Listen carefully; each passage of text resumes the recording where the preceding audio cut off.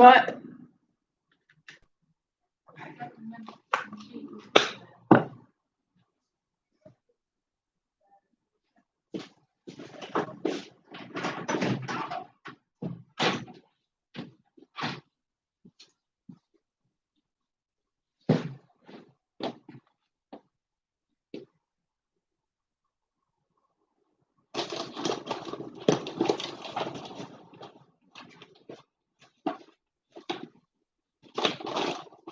Oh no.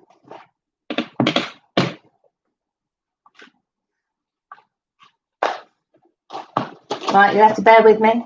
Happy Tuesday, Wednesday. Bear with me one moment. I have forgotten my glasses. Can you go and share for me? Just to see if anyone else is interested in coming in.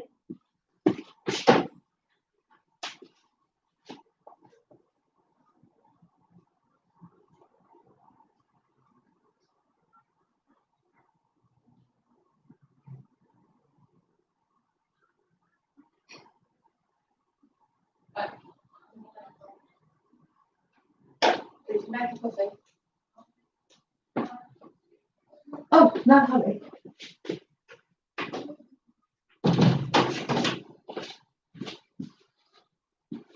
Hello. Darcy BXRP, how are you? Bit of flustered at the moment. Just literally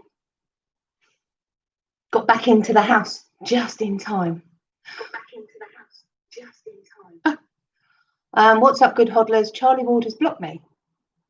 Free Crypto Justin UK. Why has he blocked you, Justin? What did you do? What did he think you've done? Tarot by Margaret. Evening. Hope all is well. Yes, it is. I'm just going into share onto Twitter and a couple of the other ones. You have no idea. Are you sure it's actually blocked? Well, he's blocked you from his YouTube channel. I wouldn't have thought. I mean, he doesn't even have moderators on his YouTube channel. That's really weird. Really, really weird. Share. Copy link.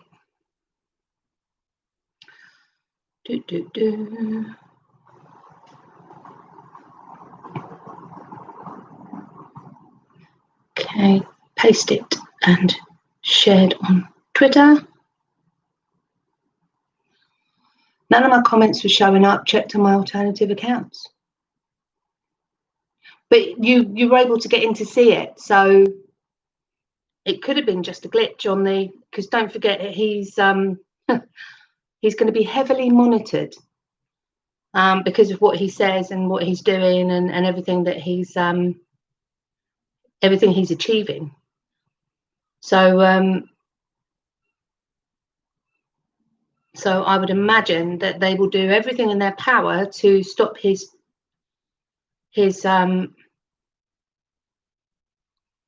word getting out or people being able to interact with him, unfortunately, because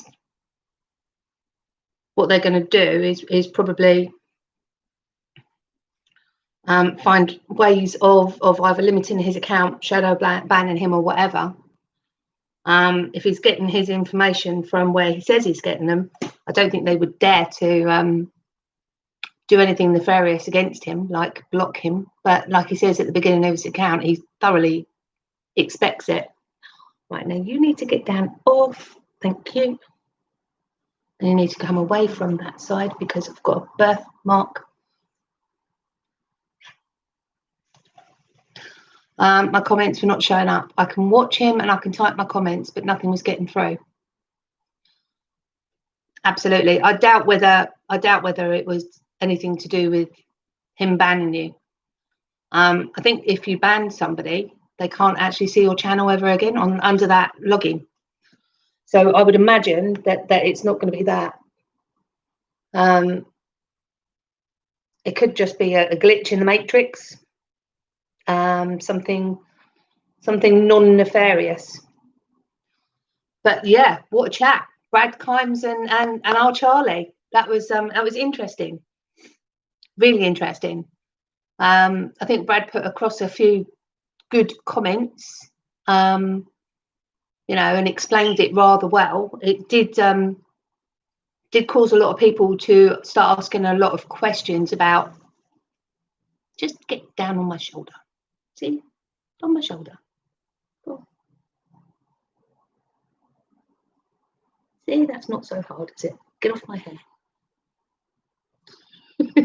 She's slipping down my back. It's like having angel wings. I posted in there that you should do an interview. Oh, I've got nothing that he would want to hear, honey. It's I would only reiterate what he's saying. So there's not a lot that I could give to an interview with him. Mine's more basic than anything Sir Gordon Gekko or Kimes would come up with. So I was hoping to see a couple of people that were on the stream coming and to ask questions about XRP. They said that they'd come on, and I said that I would spend a little bit of time talking them through. Sorry, if I put my hair this way, then the bird can't get to my neck. I'd spend a little bit of time just going through what XRP was and best way of actually getting hold of it. So if anybody does come in, then I'm perfectly happy to do that. It won't take long because I don't share screens or anything like that.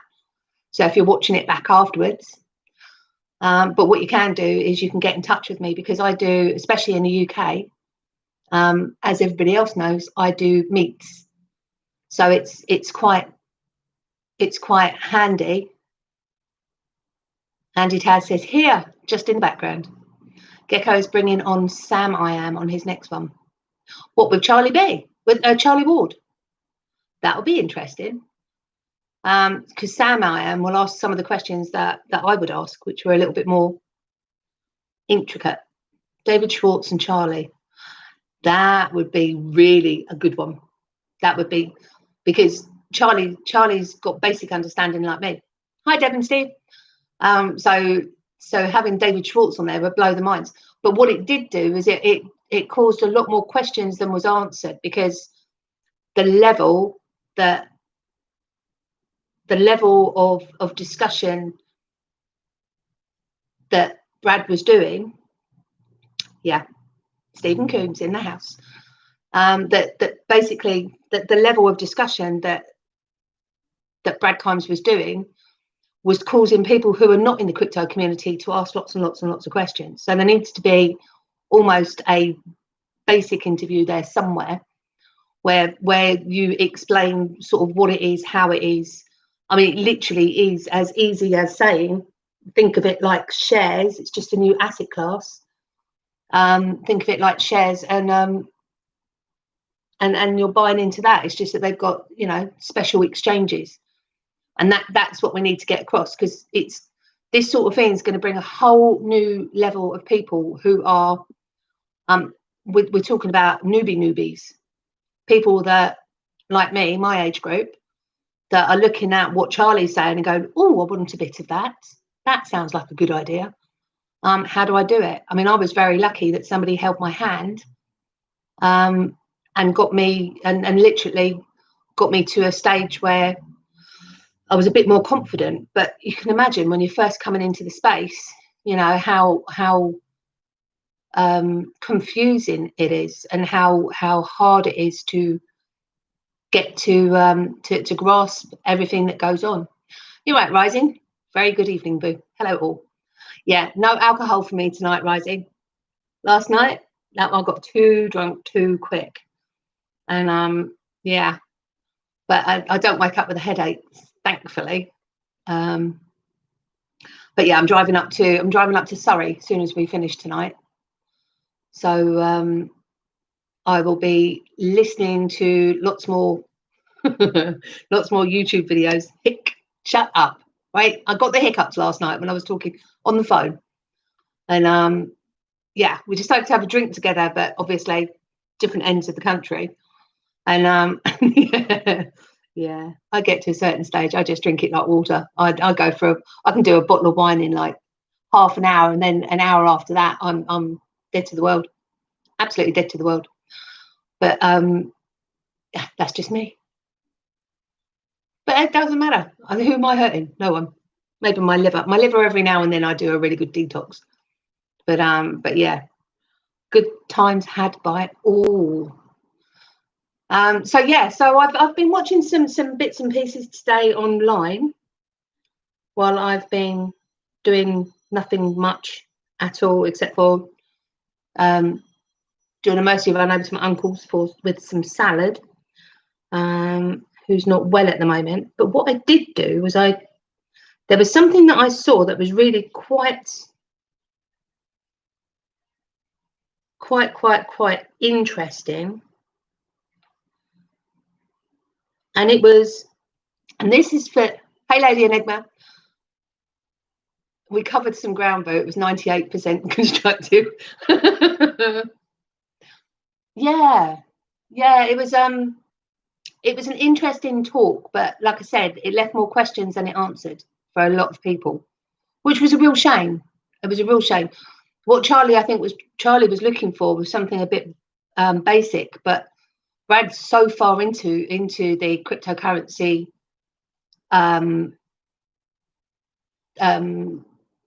information and news that he's far beyond basic, and he lost. Well, he didn't lose me, but there were some points, and I was like, wow, okay, there's not a lot of people would understand that. So it will need a basic chat just to explain.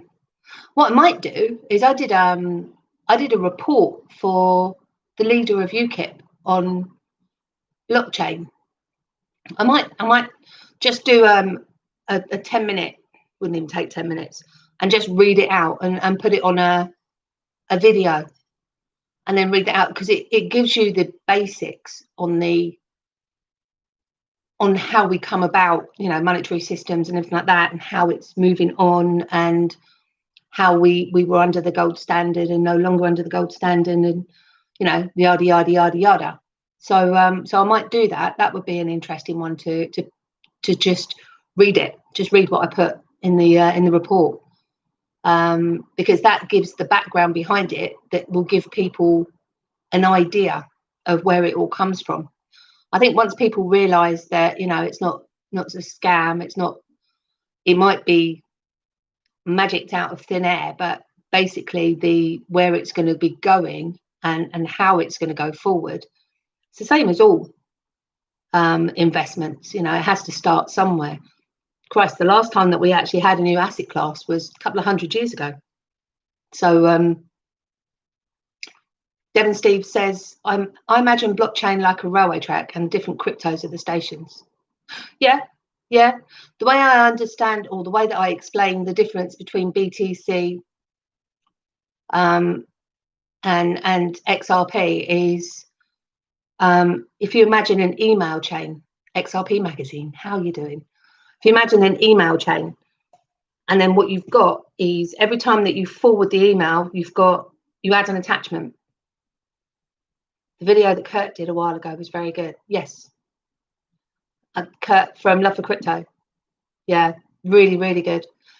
But the way I explain it is BTC. So if you're moving BTC, you're moving every single time, you're moving the equivalent of an attachment. So every time that you've got an attachment, you're attaching your information, i.e. your buying or selling of that particular coin, and then what you're doing is you're forwarding on all the previous attachments, all the previous movements ever made. So that then becomes a big unwieldy email with attachments, so it takes longer and longer and longer to go through.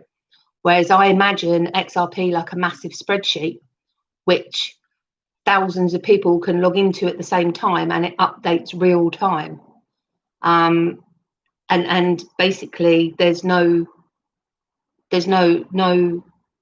hold up. It's not going to, when you're putting a transaction in, it literally is updating at that point and everyone else can see it straight away. So, and that's the difference. That's how I'll try and explain it to people that don't understand, you know, what the two different types of blockchain is.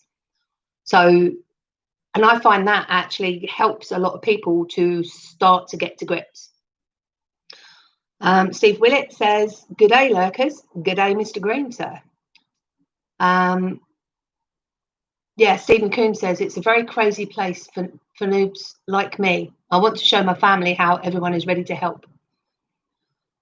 Absolutely, Steve. I mean, I'm here for the little bit of knowledge that I actually have.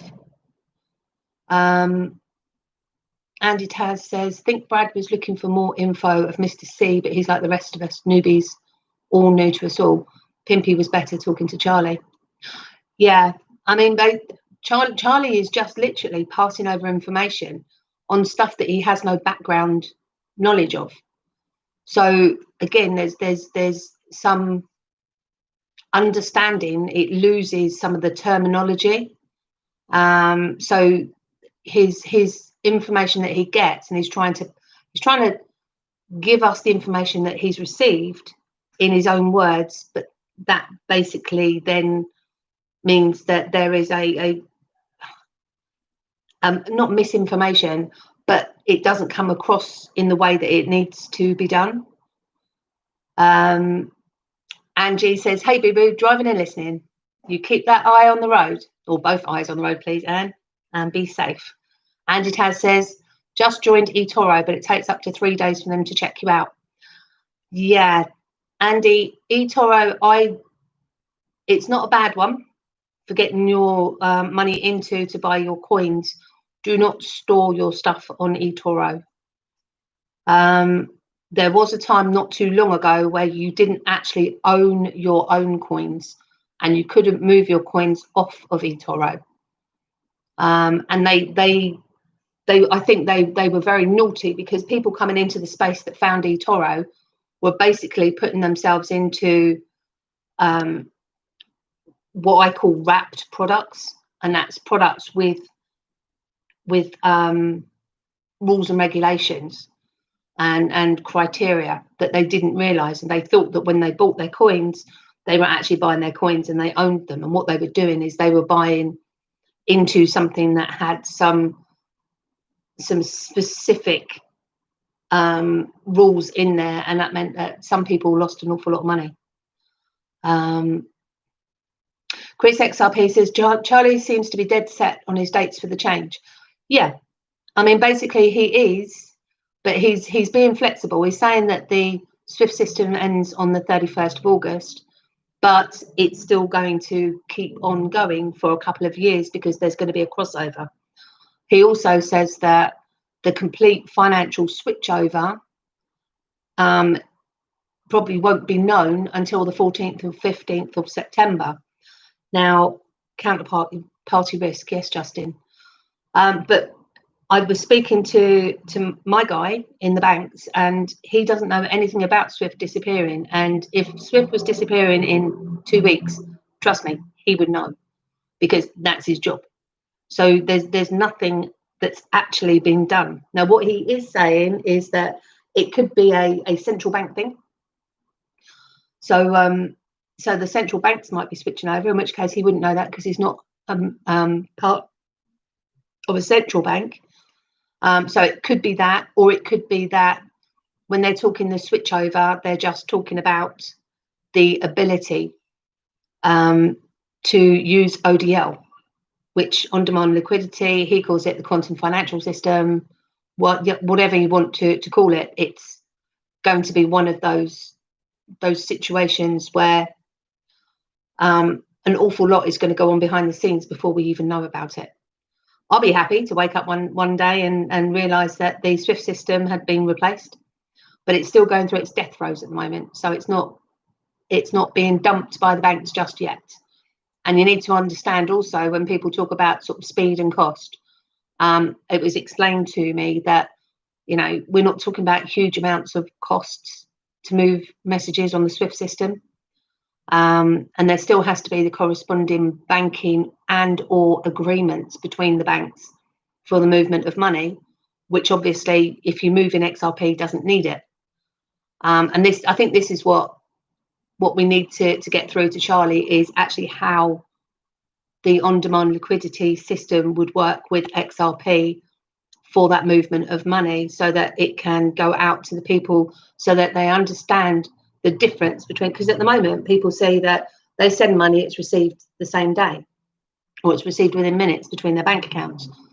And what a lot of people don't understand is the Nostro Bostro systems and the corresponding accounts that need to be held by the different banks, and the money that's tied up with that, or the agreements that go on between the banks. But you have to understand that in order for the banks to drop that system, there's an awful lot of people that are going to be turkeys calling on Christmas, right? Because it's going to put them out of jobs. So it's a whole new load of people that get taken out of their jobs. Devon Steve says, I imagine the ledger dropping off the previous attachments, just carrying yours forward as it's a snapshot every 4 seconds. Yeah, I mean, that's another way of looking at it. I mean, it's however that you are comfortable explaining it so that other people just get an idea of what it's all about.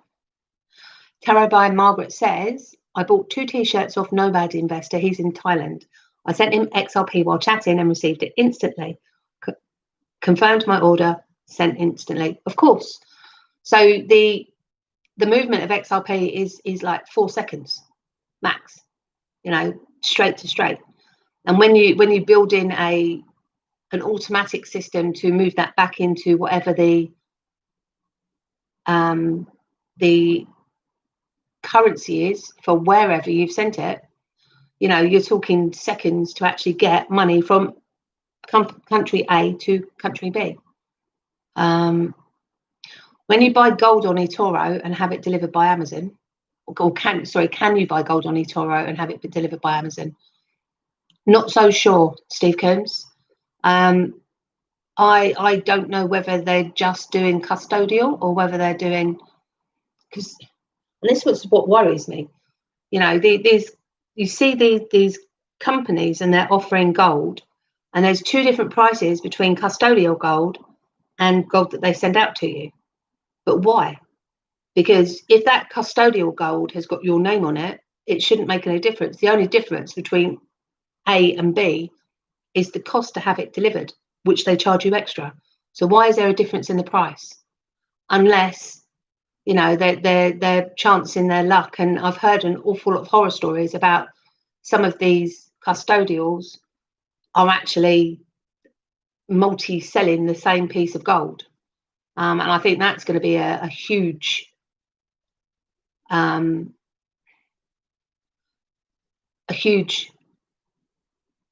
hit that people are going to get going into this new system if it's going to be backed by gold, because all of the gold is going to be, you're not going to be able to have the multiple owners of the gold. All the gold will need to be owned, especially when it's on blockchain, right? Even if you're physically holding that gold on the blockchain, that particular piece of gold is going to be registered to you. So Darcy says they should phone you as well. You also have an account with eTorox. I have crypto on there, but I don't use them anymore. So Andy's asking who you now use. Darcy says Binance, Bitra, and Bitstamp. Crypto Justin says Stephen Coons, look into PAXG for gold. Yeah, that's one that I was looking at, because that particular one isn't available on Binance yet, I don't think. I think it's coming to Binance, but it isn't available on Binance yet. And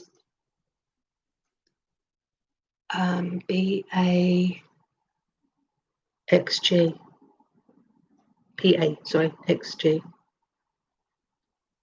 Pax Gold, Kraken, Braziliax, HIP, BTC. Haven't got an account with any of those, I don't think. But basically, I mean, I've got an account with Kraken. Basically, what I've done is I've put together a view. Freeze top pane. I've put together a spreadsheet, which I've shared with people before, on only the ones that I've got accounts with, but I've got accounts with Binance, Bitpanda, Bitrue, Bitstamp, CEX, Coinbase, Coinbase Pro, CoinDeal, Coin Exchange, CoinField, Kraken, Cryptono, KuCoin, Mercatox, Parrot, which is Wheatwings, Poloniex, Stex, and Uphold.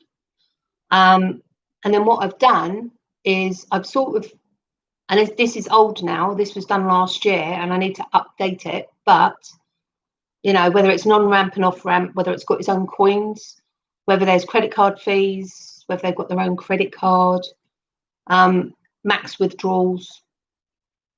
Haven't updated that one totally yet. You know, what the bank transfer in costs are, fees out to bank account costs are, the most expensive part of the trading charges. So I'll put the worst case scenario. And then I've got the website for every single one of them, where you can click to go into, which tells you what the fees are. So I'm going to be updating that sometime in the next couple of weeks. It's a long drawn out process, and I'm not actually, haven't had the energy, shall we say, to go in and do that yet. But there are two other ones, Bittrex and Wirex. Bittrex, I tried to send them money. It took them weeks to send it back to me. It bounced off of their system because they didn't accept the cash in the way that my bank sent it. And at that point, I went, right, if my bank can't send you money, then I'm not interested in dealing with you. So Bittrex to me is a no-no. Wirex, I know that Charlie Ward said about Wirex.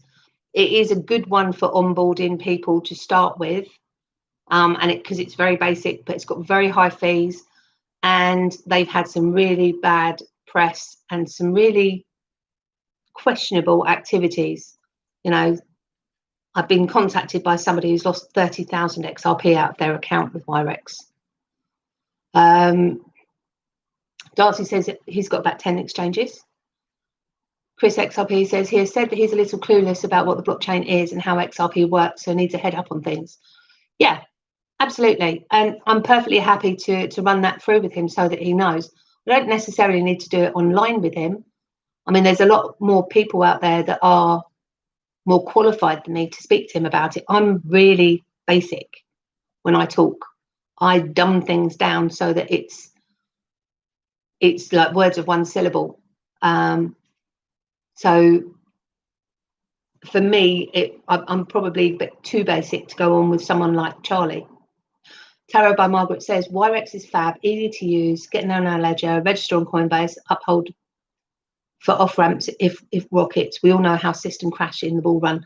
Yeah, Coinbase, forget it. As soon as there's any sort of price increases, they shut down, full stop.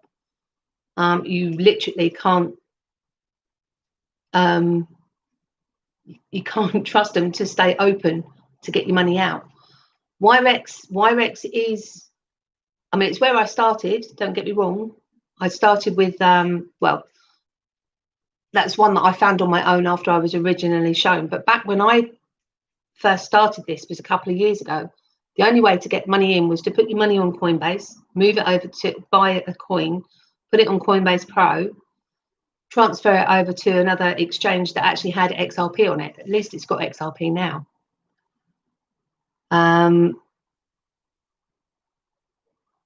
Fukumbu, ZERP to ZERP, or die for sending money to family. And if your bank isn't up to speed, then let them go like an old flame.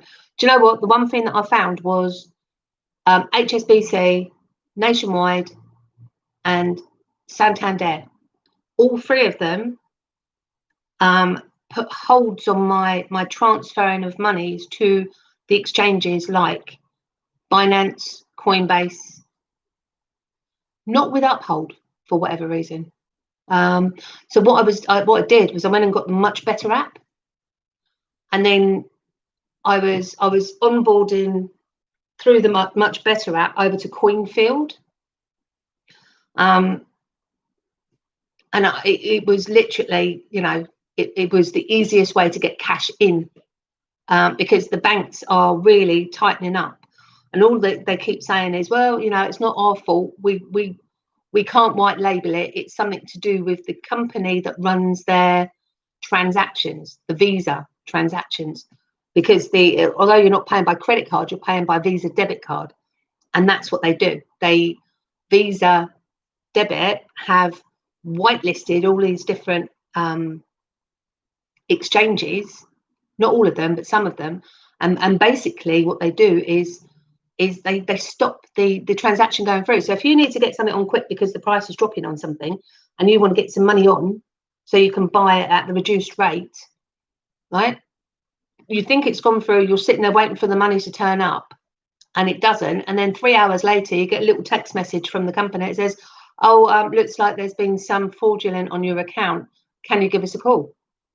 And I time and time and time again, I ended up moving away from HSBC. I've been with them since I was 16, right, until last year. And I basically turned and said to him, you're costing me money, because every single time that you delay me getting money into the exchange to buy this, and I called it a stock, I can't get it at that price, which means I get less of the same item for the same price. And what that means is that when that price goes up, you're costing me thousands. So if I put over £1,000 to buy, I don't know, 4,000 XRP, and I only managed to get 3,000 XRP because the price has gone up by the time I managed to get the money in, then that extra 1,000 XRP, when that goes up to, I don't know, stupid amounts, say 10,000, well, 1,000 coins at 10,000, think about it, that's like 10 million. Can't be 10 million. 1,000 coins at 10,000. I need to double check that. I need a visual. 10 million. Yeah, it is. Thank you. Oh, okay. Oh, I'm not going up to Surrey tonight then. See, you got me for longer if people were still around. So yeah, so basically it costs me money, you know, and these banks need to understand my fucking money.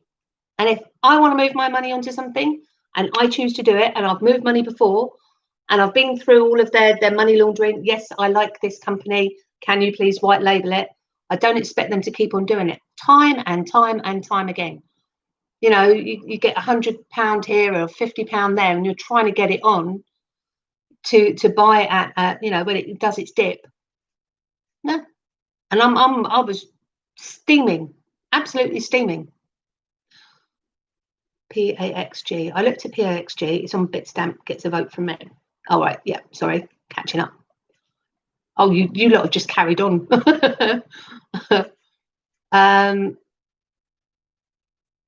Looks like I've been lucky with Wirex then, and I know I've made mistakes. Do you know what, Devon, Steve? You've got to go with the people that are good for you. But I know people that have tried to use the cards to pay for stuff, and it hasn't gone through. That's embarrassing, and that's because they've had a glitch. I know people that have been stuck in the underground.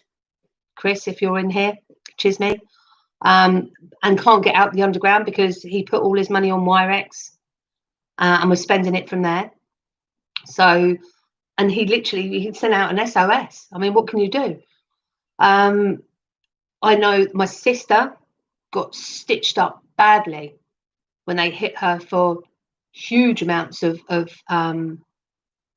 transaction fees for a £50 buy, you know, and that £50 was worth £36, I think it was, or £34, literally the second that buy went through. And she queried it, and they said, well, you know, that's your tough. You accepted it at that. So little bit wrong, especially as they reprice it every, was it 15 seconds or 30 seconds? Farshad Rouhani's in the house. Good afternoon. I am on my way home from San Antonio and listening. Chris XRP says, one day we won't need an exchange. That is absolutely 100% correct, Chris. If we can get the Zoom app, which is Wietserwind over in Holland. He's got XRP Labs. Now, he's developed an app called Zoom, XUMM. And basically, the idea is that that becomes your bank. It will take every single coin. It's built onto the XRP ledger, on the interledger. And basically, the interledger is an exchange in itself. So what he's done is he's built a program that uses that takes every coin, and you'll be able to move any coin to any coin, but also, ultimately, you're going to be able to move any item. So whether it be a stock or residential house or car, everything's going to be tokenized and monetized. So what that will do is it will enable you to use one app to move everything. And then basically what that will do is it will kill the banks. So I can foresee, and I've said this all the way through, banks are going to buy exchanges to do just that, because the banks need to reinvent themselves, because they're going out of business, and it's going to happen fast. Chris XRP says, I'm in NatWest, never had an issue sending or taking out. Right, that's it. I'm going to go and get a NatWest bank account. Thank you, Farshad. You are an amazing person. So you are now a moderator. Do smash that like button, please. That's true, boo. Banks are a pain, Lady Enigma. Stephen Kuhn says he's in with Barclays. Barclays not give you any? Lady Enigma says she's driving but listening. Oh my God, Notorious XRP in the house. Now, if anybody doesn't know who Notorious XRP is, you need to get yourself over to his channel after I finished, obviously. Get over to his channel and start watching. He does the most amazing, and I mean amazing films. All to do with XRP. They're all short films, so they're like half an hour, 45 minutes, I think. And what he does is he takes all of the information that's come out in that week or recently about XRP, so all the really good hoorah moments, and then he puts it in the most epic films. So he's done things with The Matrix, one of my favorites. And what he does, you know, he literally mixes in all this information, so he builds a crescendo up as his film goes on. So it gets you get pumping, and you're really like, get to the stage that by the end of the film you're like, no, please don't stop. And then basically, you know, you come out of there and you're like, I need to buy some more XRP, because he literally, he hits you with all the good news, and then he uses the most epic films and tidbits from each of the films, and then builds up a story, and it just gets, and it gets up to a crescendo, and amazing.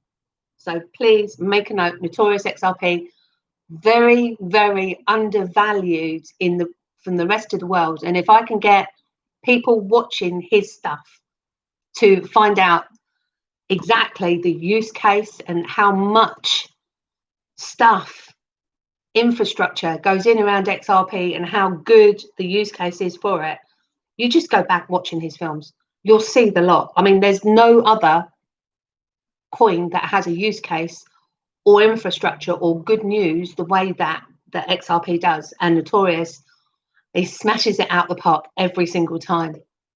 So yeah, go and subscribe. Andy Taz says, not sure how it works. Say if you buy XRP for 28 and it gets to 80, can you just cash out for that rate and it will sell? Think about it like stocks and shares. So if you think of a digital asset, we need to start using lingo, digital asset of XRP. So you buy it in at 28, it gets up to 80, you've got, I don't know, 1,000 coins. So basically you put your sell order in on the exchange that you're at. What I would suggest is you move it to a stable coin and then cash it out. Because when you sell at that, you set the sell order at that price. So say you want to go into USDT or USDC.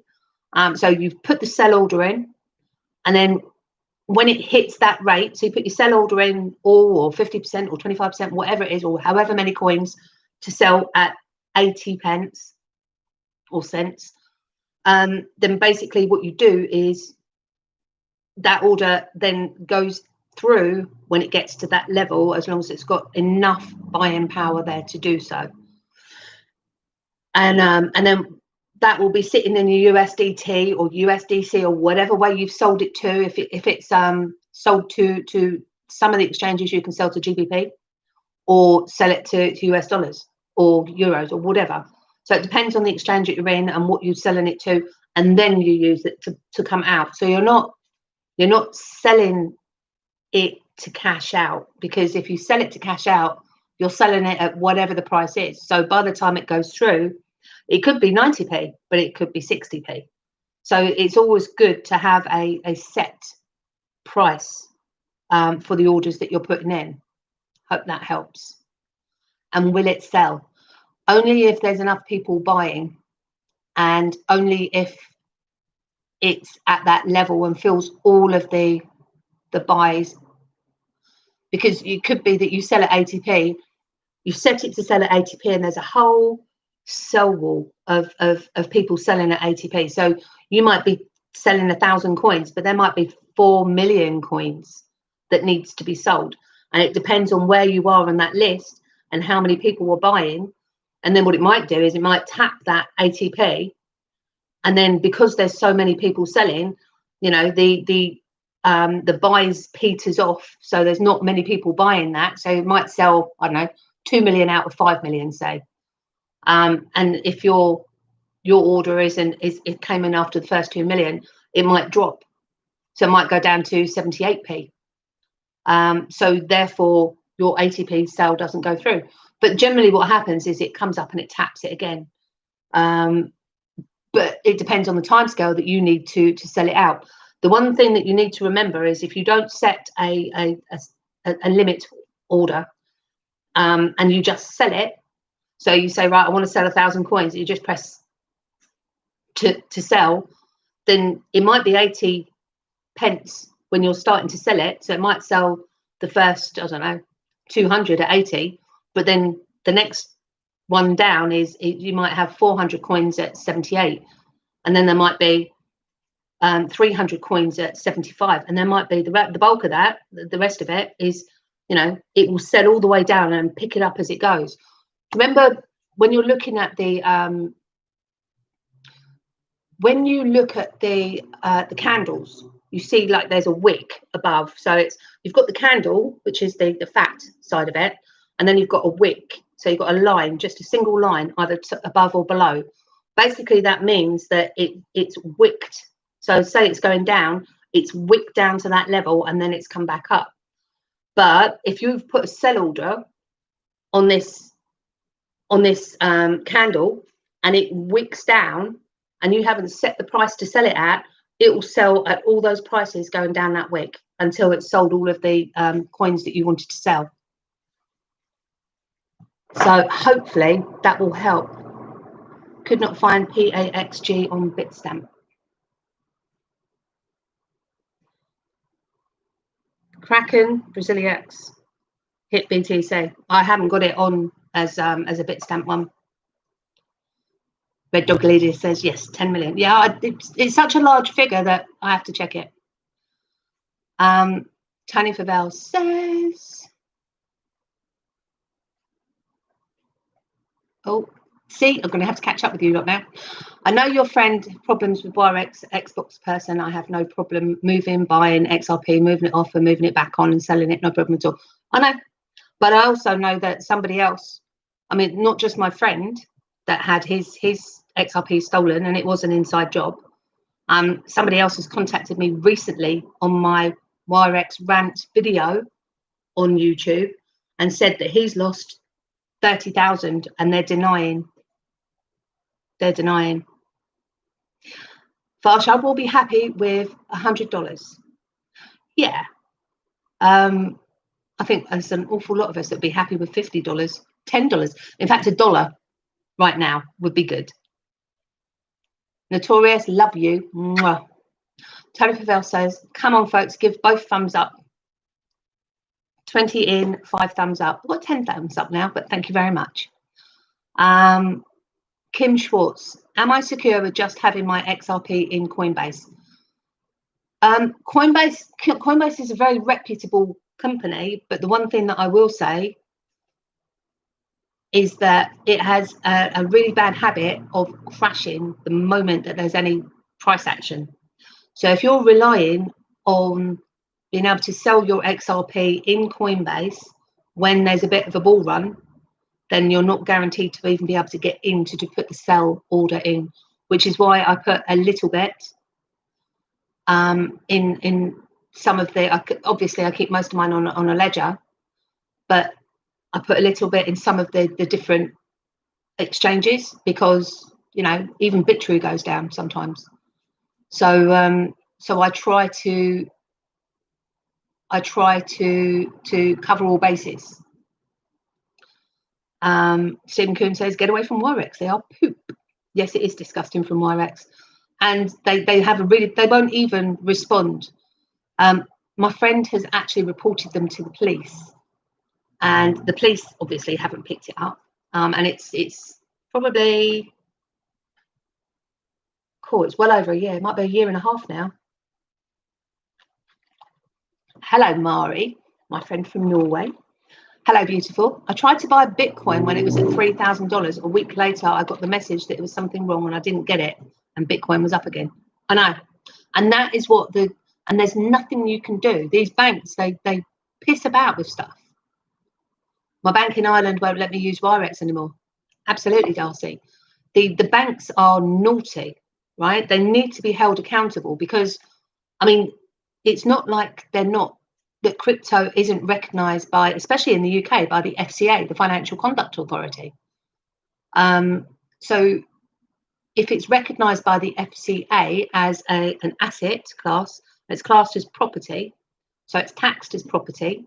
So it means that you are taxed on capital gains when you encash it, so when it comes out. But the banks, they just tell and say, well, sorry, that's just the way it is. Well, you know, people need to start holding them accountable, like Mari.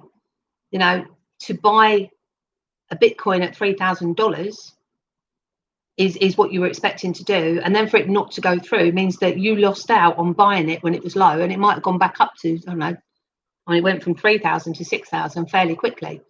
So it means that you've got half.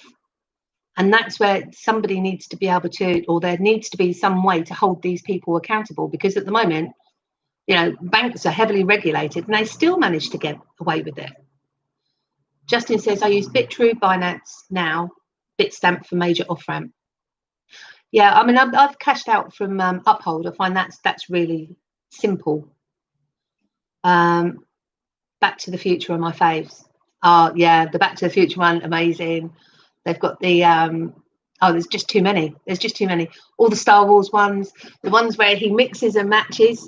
So you've got all like the Marvel people, and you've got one film, and then you've got like somebody else turns up in it from another film because he's brought them in. Phenomenal, absolutely phenomenal. Notorious, you are my inspiration to go to university next month. Did you know that? I think I've told you that before. Oh, and I do need to ask you if you'll do something spectacular like we're going to do for LA. We've got the DLT conference. That's on the 10th of October in Manchester. So I would love for you to do me a short film, something with the Love for Crypto boys in it, just to because it's a Love for Crypto conference. And I know Kurt isn't really part of Love for Crypto anymore, but it'd be really nice if there was something that you could pull out from some of their epic films that they did a couple of years ago, where they foretold all of this, everything that's happening now. Those boys basically turned around and said, this is what's going to happen. They were slated in the community for saying it, but boy, were they right. And people now are starting to come and say, do you know what? Yeah, you were right. Bitstamp are great, says Steve. If you don't want the vast array of crypto, today I'd sent, converted, withdrawn XRP within the hour. Most of that was waiting for my bank to send the fiat. Got my thumbs up. Bitstamp UK have only a few pairs. Yeah, unfortunately. And Steve Willett, there you go. That's using your noddle. That's why you would sell at 79.7p.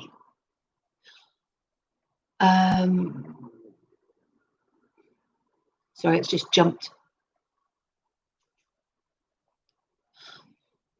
Warwick's be fooling around at the moment.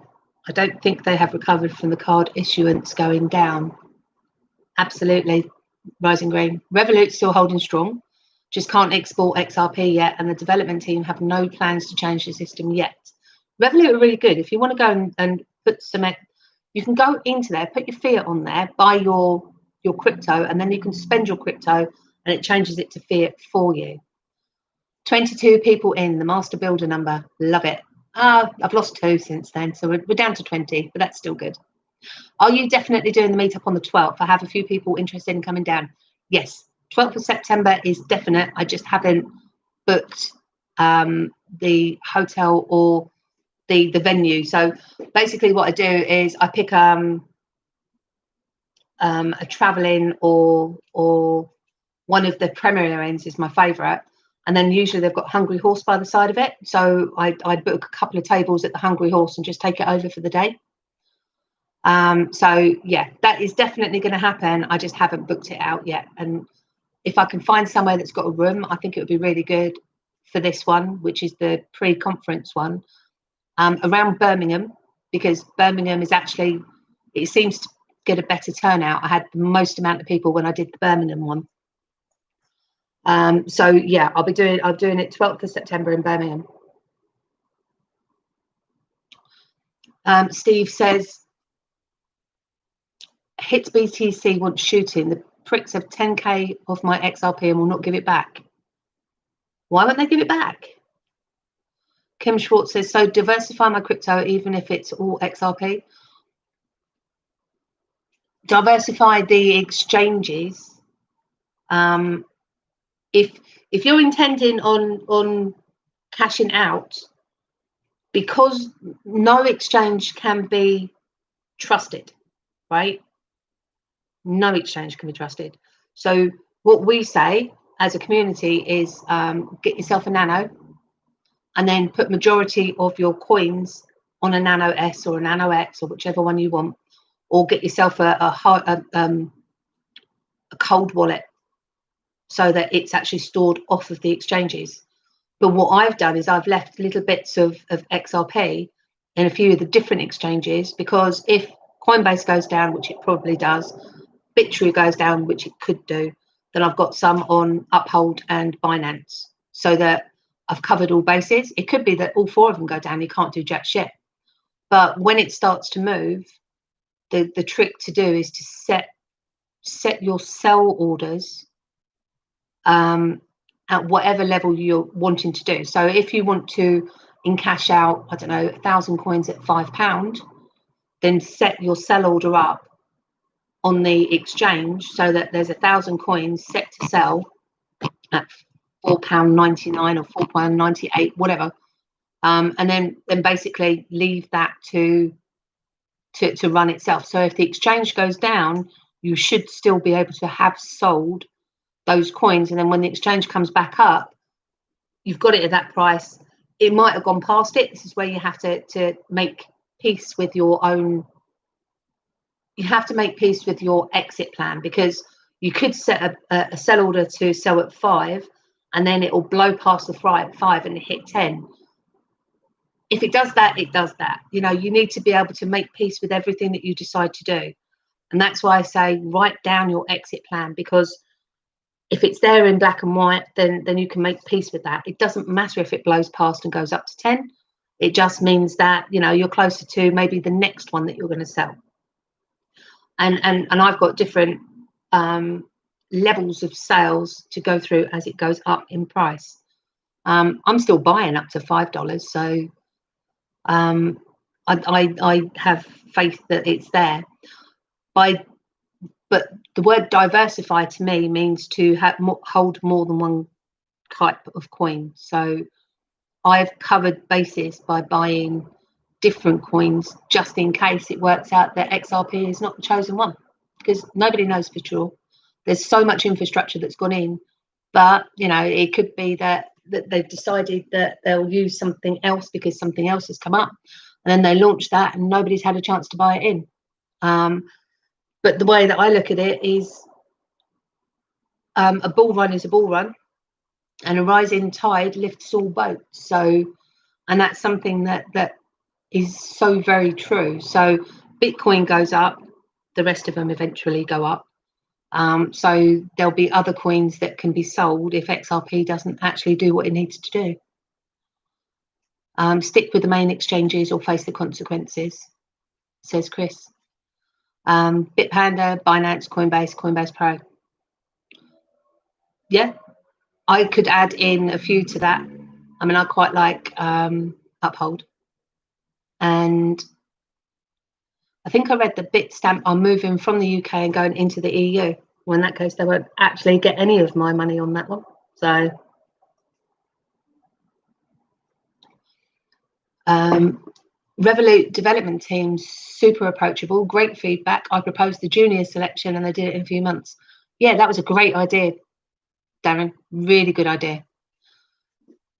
Do boo a short film that's fun and brings a chill. Oh, it's going to be amazing. If you can imagine. Red Dog Legator says, lay it down, boo, preach. It's one of those things that it's great when we all get together. Oh my God, it's amazing. LA was going to be, I'm so gutted that LA didn't go forward in May. Watch out for Birmingham, though. There's talk of a local lockdown. Well, if they do, we'll just switch the venue. Auntie Mandy says, what will happen when we move to quantum systems September the 1st? Anything? I actually don't think we're going to see anything, because how much do we see what's going on behind the scene with banks right this second in time, right? You don't, right? You know that there's a SWIFT system, but we don't see it work. It doesn't affect us. We don't know when it's down or up or anything like that. So I'm not sure we're going to physically see anything.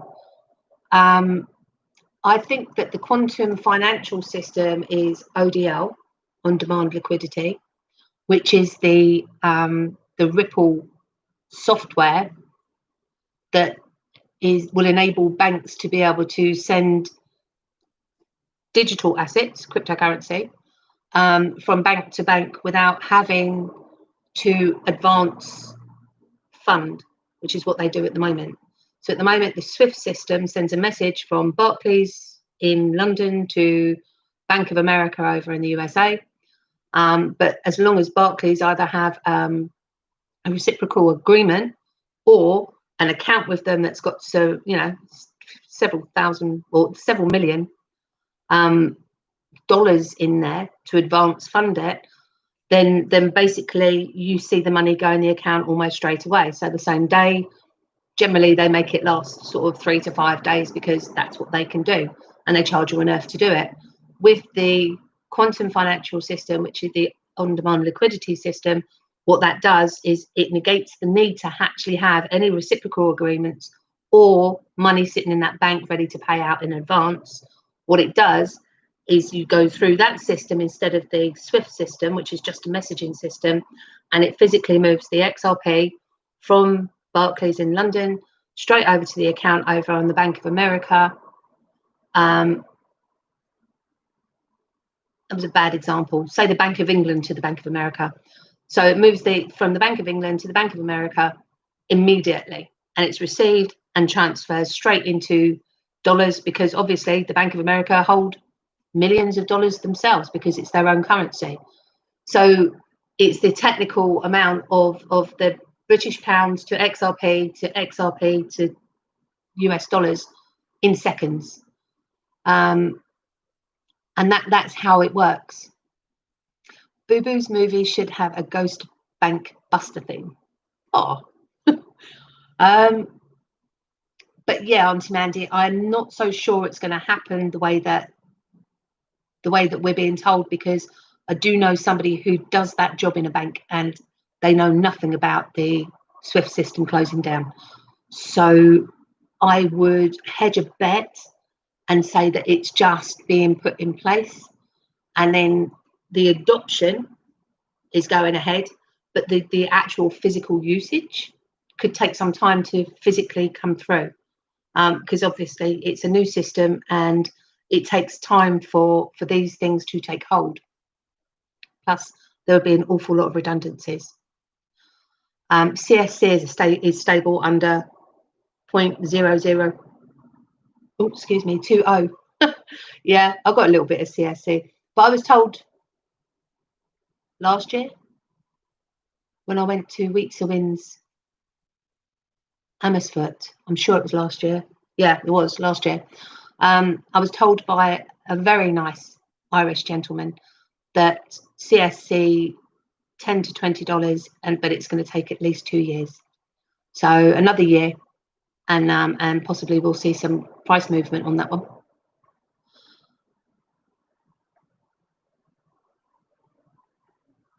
Steve Willits, I've been wanting Notorious to do a Flash Gordon XRP BTC Ming the Merciless parody for ages. Maybe one day. Now there's an idea. Well, just keep speaking to him, and he might. You never know. Thank you so much. I can buy the Nano from Amazon, right? Can't look back. Got it. You're the best. Really appreciate you. Oh, thanks, Kim. I would say buy the Nano from the Nano main site. Don't get it through Amazon. There's been some little bit of naughtiness, and you can't be absolutely guaranteed that it hasn't been played with if you order it through Amazon. Go straight to Nano and get it from Nano. In fact, if you go to the Love for Crypto YouTube and click on one of their videos, they've actually got a link to sell the nanos, and that helps to support the channel. So if you're going to do it, if you do it through there, that would be appreciated. Rising Green says, Kim, yes, put some XRP everywhere you can put some. Multiple devices, lower your data signature, wallets, nanos, under the toaster, in a box underneath the clothes in the bottom of the cupboard.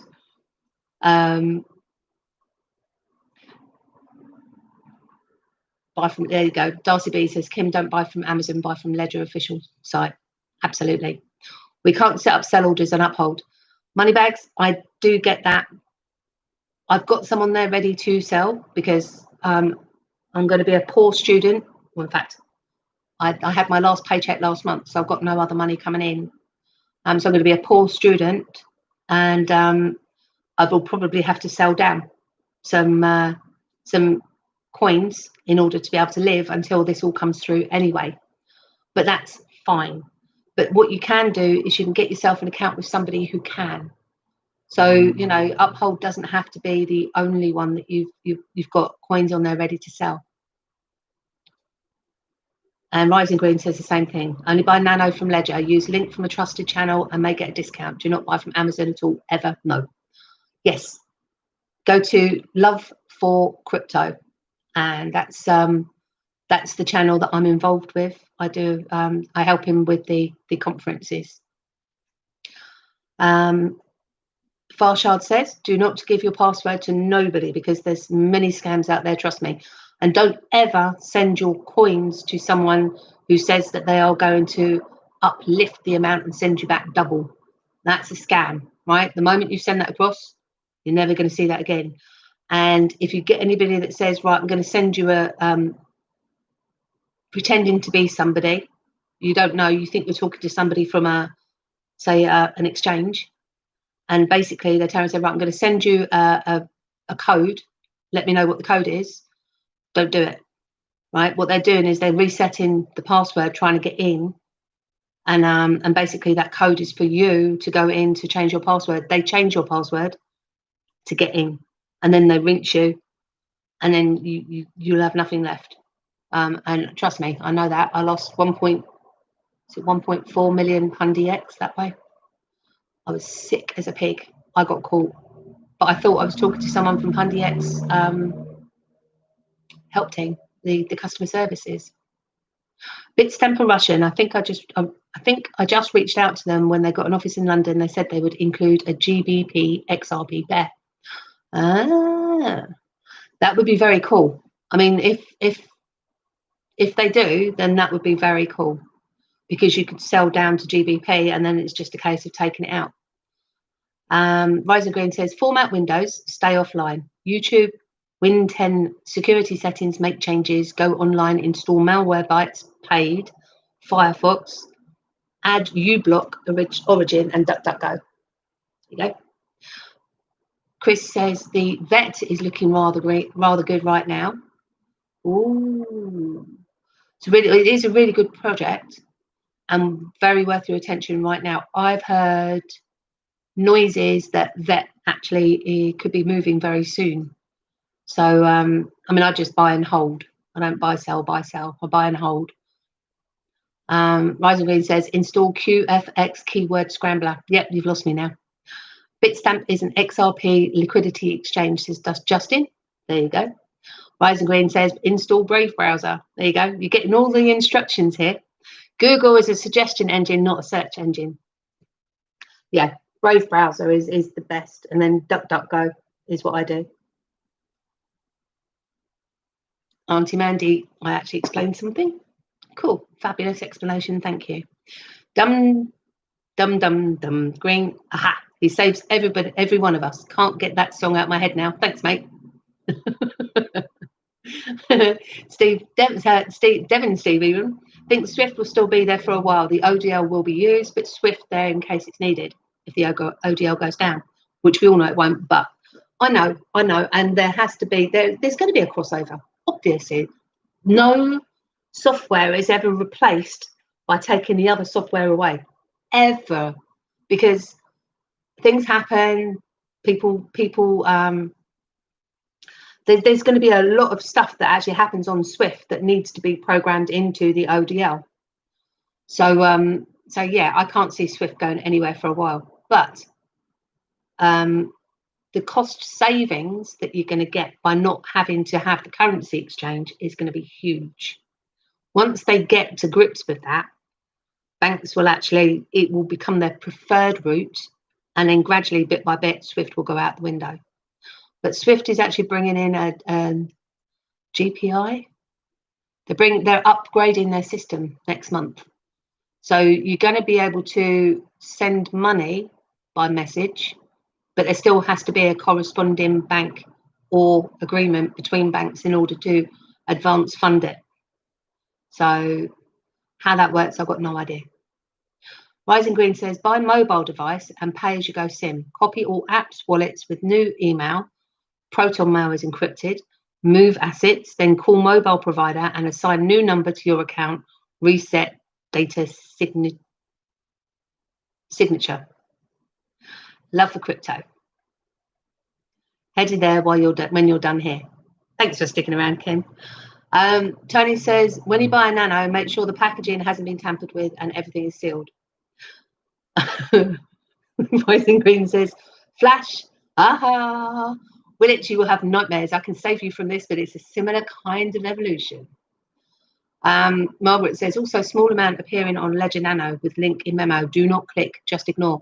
Just say thank you very much, because whoever's trying to get people to click on that link are trying to get access to your coins.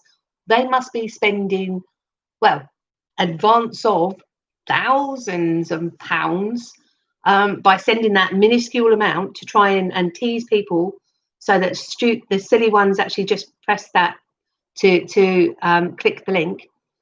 But they're giving you free XRP. It's only a little tiny bit, but when XRP actually hits a lot, that is going to be worth some money. So just say thank you very much. Cheers. Update your Nano Ledger regularly. Do not leave it in the cupboard and think it will work in 10 years' time. Stay up to date. Yeah, I get mine out about every 3 months, 6 months.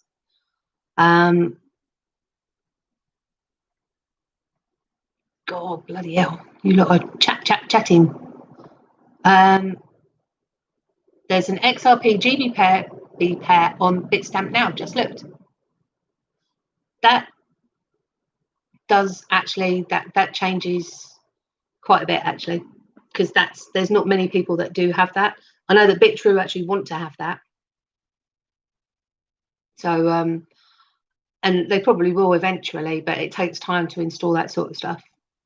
QFX keyboard scrambler scrambles keys as you type. So taking programs can't record your passwords once they're installed. That's it. There you go. If you're in the UK, you need Bitstamp as an off-ramp because you will have to come clean with the taxman someday. Absolutely. You don't even try and get around the taxman. Let's be honest. If we're going to get the growth that we think we are with XRP and all the rest of the coins, then paying 20%, you're going to pay in, I don't know. I mean, the lowest ever bought XRP, I think, was 12p. So if that 12p or the highest I ever bought was 42p, so that goes up to, I don't know, 40 quid. Paying 20% of that sort of increase, peanuts, absolutely peanuts. When you're going into the huge amounts of money, if you're talking millions, then 20% is going to smart a bit. And that's where you have to think about maybe, do you want to stick around in a country that's going to charge you capital gains at that level, or are you going to move to a country where you wouldn't be charged quite as much? Just saying. There's plenty. I've done a whole stream on the crypto tax havens. You've got Switzerland, Liechtenstein, Portugal.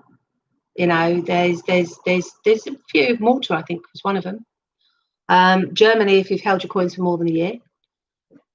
Yeah, there's quite a lot out there that are crypto friendly because they can see what's going to happen. You look at where, a lot of the BTC, the Bitcoin millionaires, ended up in South America, hoping to improve the life of the people there, but they didn't do it in a very good way. So they basically, didn't buy any friends down there by doing what they did.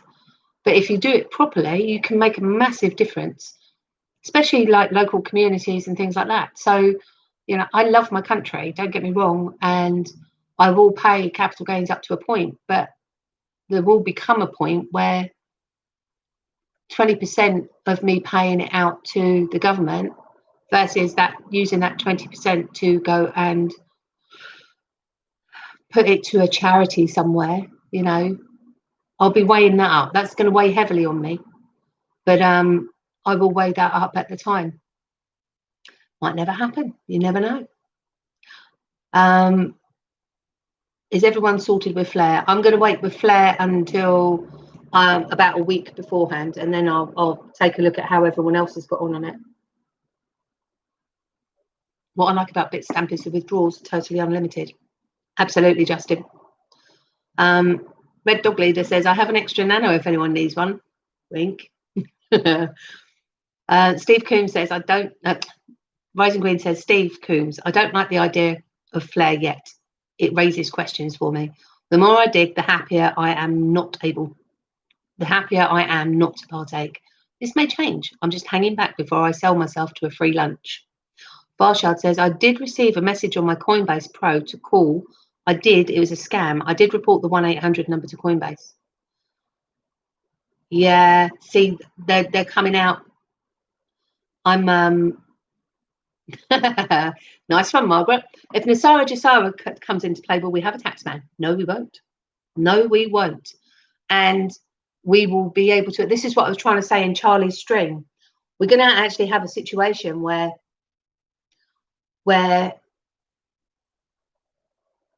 you're going to have like the debt forgiveness, if that comes in.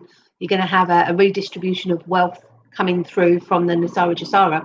We're going to have our own independent wealth that's coming in. Now, I've said all the way through, this is before 2020 became a thing, that we're talking about Nasara Jasara. The XRP community and other crypto communities as well have been talking for years about the fact that we have our own like charities, the GSG charities within the XRP community on Twitter. We have these charities that we support, everything from building homes to water filters. to dogs trust, dog homes. So St Jude's, children, cancer, that sort of stuff. So it's all there. And then there's a whole load of us, especially from the UK, Lee from SPQR, some of the guys on here, very interested in doing something to support the charities that are trying to get squaddies off the streets. That to me is my first and foremost. I want every squaddie off the street in somewhere where they can be safe and secure. And if that means that they get the mental health support that they need, then I will plough money into that. The thing that we need to understand is, if this is going to be the biggest transfer of wealth in generations, then basically we've grown up in a society where the elites, the Queen, she's got so much money, she could actually get rid of any starvation, there will be no hungry child or person left in the world if she shared some of that wealth. And it's a minuscule amount that would be required. Rome, the Vatican, biggest shits in history, with the way that that's going and what's coming out. It looks like they weren't even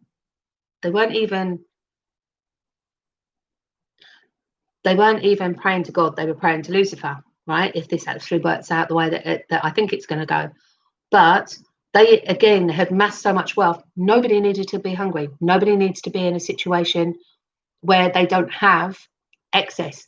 They forget and then you've got millionaires and billionaires, right? And I agree, you shouldn't just give money out, but then there should be no program that is strapped for cash to help people that are needy. Full stop, right? Doesn't matter who you are. The Elon Musk of this world that's got so much money, it's obscene and he'll never be able to work through it, down to the Richard Bransons of this world. Really bad example. He kills children as well. So other people that are millionaires and billionaires, again, they don't put their hands in their pockets, right? They allow people to live without while they live with. And that has got to change. And we've got a whole 1%, and the XRP crypto community is 1%. And then the XRP community is 1% of 1%, right? We've got a whole possibility in front of us that we can actually do what these shits haven't done for years, ever. And if we pool our resources, if we do this right, it's not a case of giving away and doing that. What we can do is we can pool our money to make a difference. And that is, I want to start with community. I want to bring back community to every single place in the UK.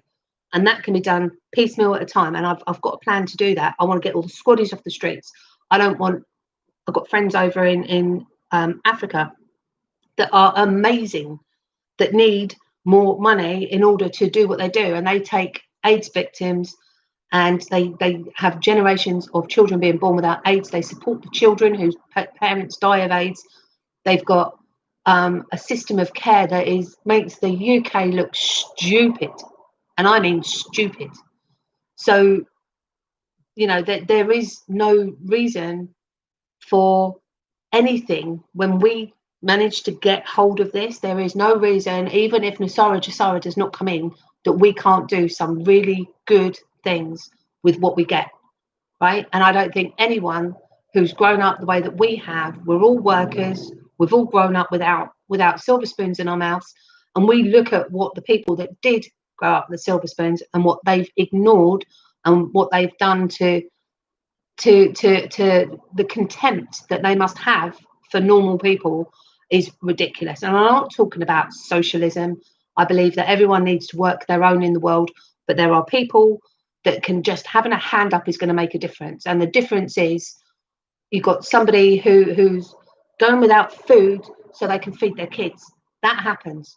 So you could actually go to the lowest income families and create a job that will support them, right?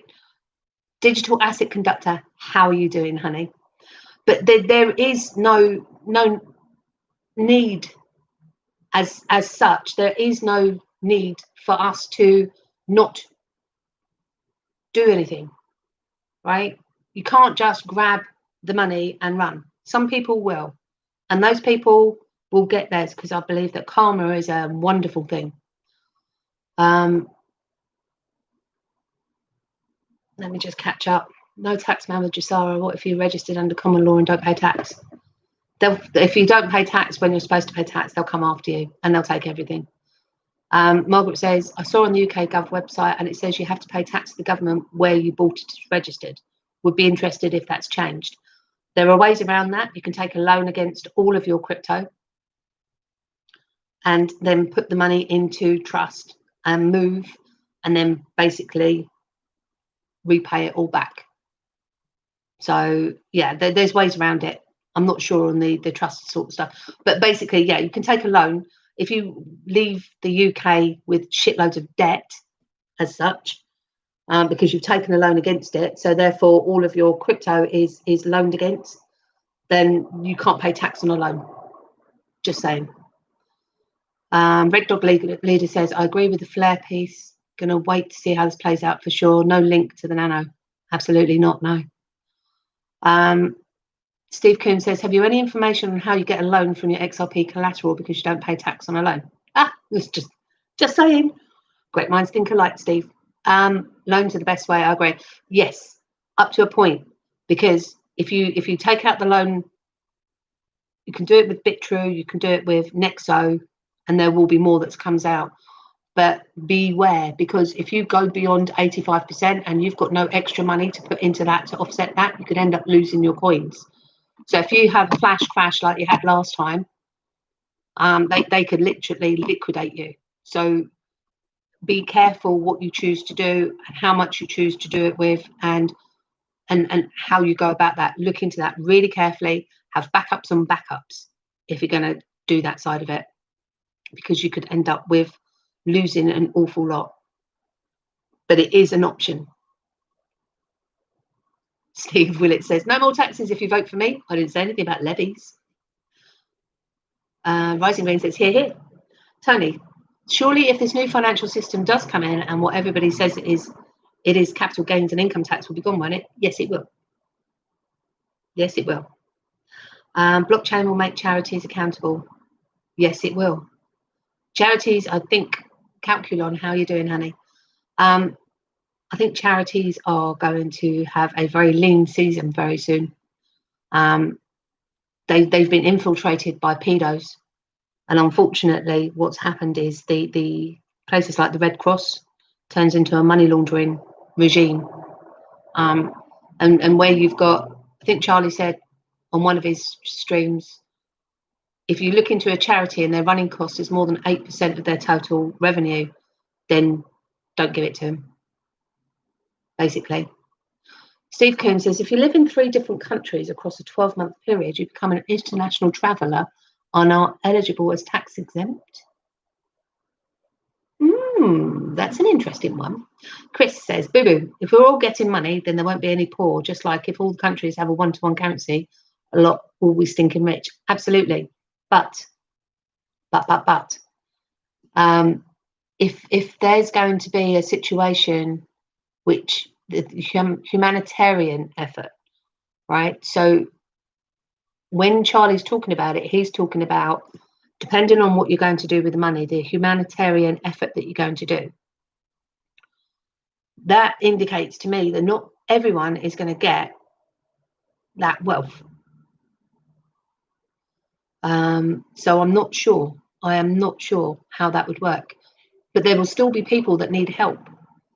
You know, you can give somebody all the money in the world, but if they've got nothing to buy or no way of making, or don't know how to treat it, there's going to be a lot of people going to go out and drink themselves to death, go out and do drugs. You know, it's going to, that sudden wealth syndrome, an awful lot of people are going to go out of their mind, because there's going to be an adjustment that needs to happen that a lot of people are going to be unprepared for. Right. And I think that's the point of discussing with people what they're going to do with it. And I think that the people that are switched on are going to get more than the people that aren't. So I think there is going to be a sharing out of money. I've even heard that what they'll do is they'll do it as a universal income. So that instead of a lump sum, you'll get a lump sum, and your debts will be forgiven.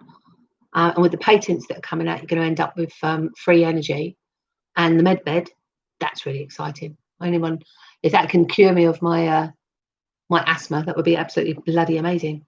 But yeah, with all these things that are coming out, our lives are going to get a lot better.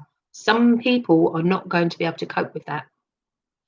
And basically, you're going to have to, these are the people that are going to need a hug, holding their hand, you know, all of the above, basically. You know, I've said all the way through, if this actually turns out the way that I think it is going, with the information that's going to come out on religion, about the Luciferian side of things, about the proof.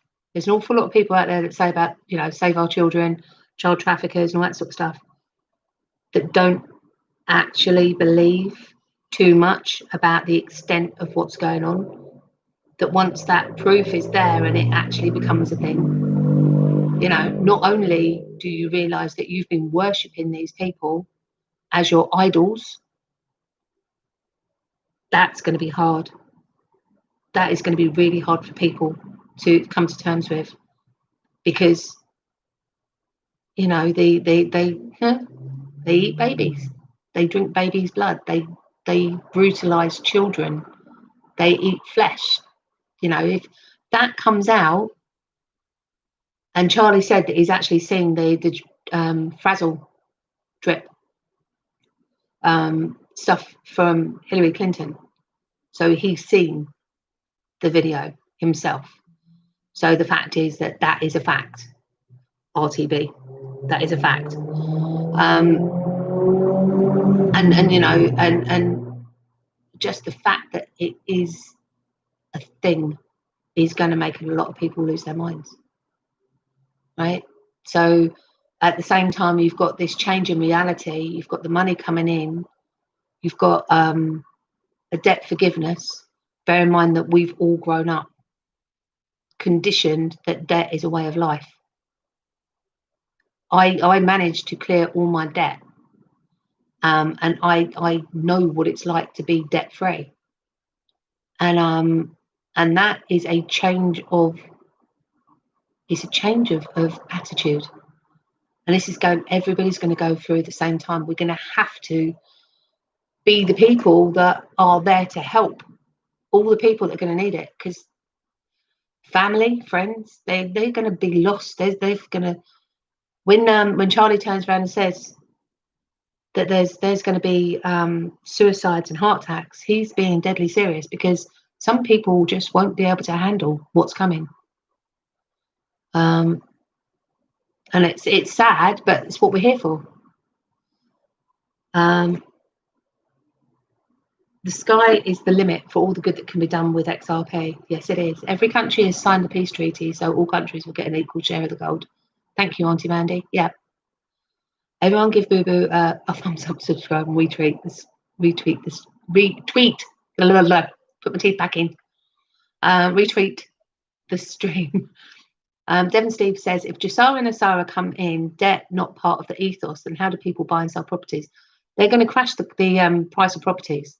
Going to go back to the way it used to be. What Charlie was saying was that, because it used to be that you could buy a house with 2 years' wages. If it becomes 2 years' wages that you can buy a house in, you don't need a mortgage.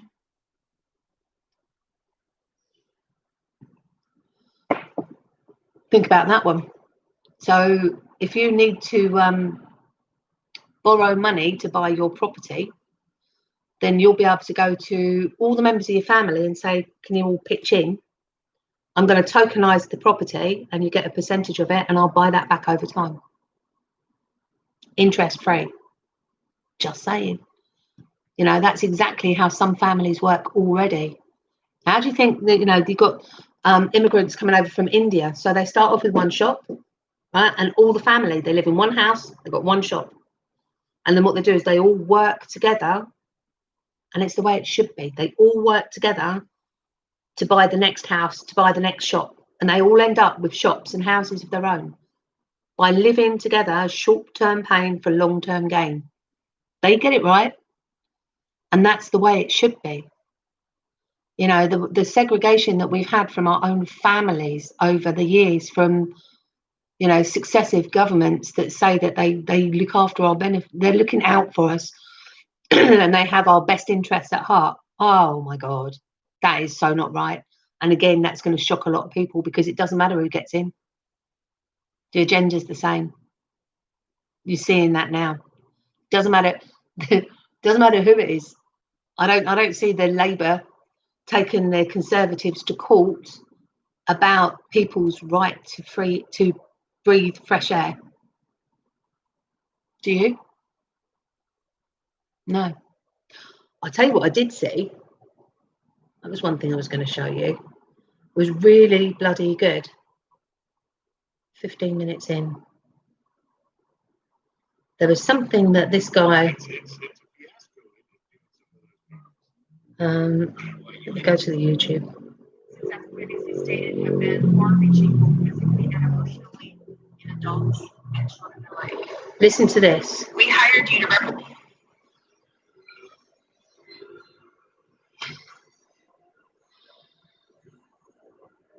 My name is Kirk Pendergrass. I'm with Kirk's Law Corner LLC and E-Clause LLC. You'll hear that. Thank you for allowing me the opportunity to speak today.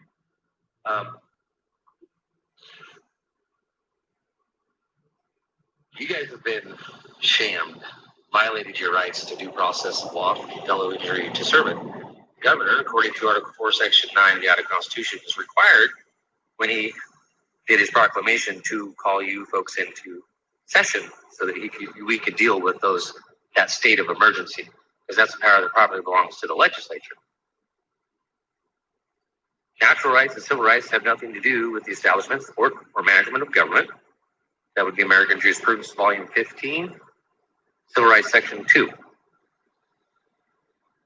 Remember, this is policy, right? Policy doesn't apply to the people. This is an usurpation of power by the governor. This is subversion of law, it's sedition, and it's treasonous. And I implore you all to investigate. Do an investigation whether or not to verify my claims that that's a violation of due process of law and that leads to treason. Because as our representatives, we have the power to instruct you. At the very least, it is an emoluments violation. It is an embezzlement. Title 18, subsection 643. We cannot pay people, public servants, to trespass the law. Our rights are unalienable. They're not to be touched. They're not to be looked at. They're not to be trespassed on, because they are our property. I'm not sure if you folks are aware of the Commission on Unalienable Rights that was just created. There is a 60-page report on the Commission for Unalienable Rights. They are, in fact, our property, as our property is an aggregate of guaranteed rights. These are creator-endowed rights. Government was instituted to secure those rights from infringement. And you folks, as our representatives, have been violated by a fellow servant. And again, I implore you to do an investigation to verify my claims. And I'd be happy to sit down with any of you and go over this law right here. This is actually the law. The legislature makes policy. The only other way to make law is through an Article 5 convention or like kind in the states. Again, our rights are not to be put to a vote, right? We all understand that, right? That you're the servants, we're the masters. We, the people. It's of the people, by the people, and for the people. Not for corporations, not for a public servant. Because an emolument is any advantage, profit, or gain received due to one's position of employment or upholding of office. You use your position as an advantage. Say John Doe Pharmaceuticals is paying you $25,000 to vote a certain way and push a certain bill. That is an emoluments violation. Thank you. Thank you, sir. I don't see that as being 3 minutes, do you? How good is that? We need someone like that in the UK. But basically, what they're saying is that they aren't looking after the people, and that they should be doing what is best for the people and not overstepping their mark, right? That is exactly what governments are doing. That side of it, you watch all these diehard people that have been so So supportive of the governments and believing that their governments have their best interests at heart are going to lose their minds, because everything becomes a lie. Every vote becomes a lie. Every decision has been against them, right? The whole of society is suddenly going to realize that they are not masters of their own destiny. It's going to shake the foundation in so many ways. We're talking from governments to medical to financial to family. Everything, right, is now questionable. That is what the awakening is, and that is what we, the awake, need to be able to have that discussion with people as they become awake. And I saw that earlier and I was like, wow, I've got to share that, because that was just amazing, absolutely amazing. Rising Greens had to go, so honour and a pleasure. See you later. Let me go back up. If you took all the property in the UK and divided it equally, we'd all get 2 football pitches. Heard that, but not sure if it's true. Absolutely. I just think that we need to turn like I said yesterday, turn all of the office buildings that are no longer going to be used, because companies are going to go out of business. Industries are going to disappear because they're not necessary, and buildings are not going to be used for commercial use the way that the amount of commercial use that we've currently got. So we need to be able to turn those office buildings into residential homes. Steve Willett says, will the med bed be able to grow certain appendages? Asking for a friend. I'm sure there's things that you can do. I've seen them in the newspapers. Margaret says, I had a friend of mine come to me yesterday. She is awake and the rest of her family thinks she's nuts. Knowing someone else who is awake really helps. Yes, it does. Richard Chamberlain, how you doing, honey? Listen, I read out part of a message that I got from a friend of mine who basically wanted to do an intervention because they think that I've been brainwashed by a cult. And all I've said to him is, you know, you do you, I'll do me. And at the end of it, we'll see who's apologising to who. And that's about as far as you can go. Margaret says, channels like this will grow and help others. Keep going. That's why, basically, I saw there's a guy called David Rodriguez. He's a heavyweight champion boxer. And I've been following him for a little while, not for long. And he basically put up, he does like a morning coffee with him. I think it's Instagram, he does it, and then drops it onto YouTube. And he basically told me, said, you bunch of shits. Why are you letting me do the heavy lifting on this? Why are you not standing up and being counted? Why is there nobody else talking about this? And I'm like, shit, I've been muted since Easter. I came off and didn't do any live streams from Easter. And last Sunday, I got back on the horse and came back on, because it doesn't matter. I've got 21 people in the chat. People come in and out, right? Some people come in and put a thumbs down because they don't like what I'm saying. Some people come in, it resounds, and you stay for a while, or you stay for the whole time. But if there's somebody that's listening, I will keep on talking, because I think that it's really important. It's not a case of, I mean, you're watching Charlie Ward, amazing person, but there's no interaction. I think my job is to have people come here to be able to talk to me through the chat, and I'm talking directly with you, right? I'm not talking at you.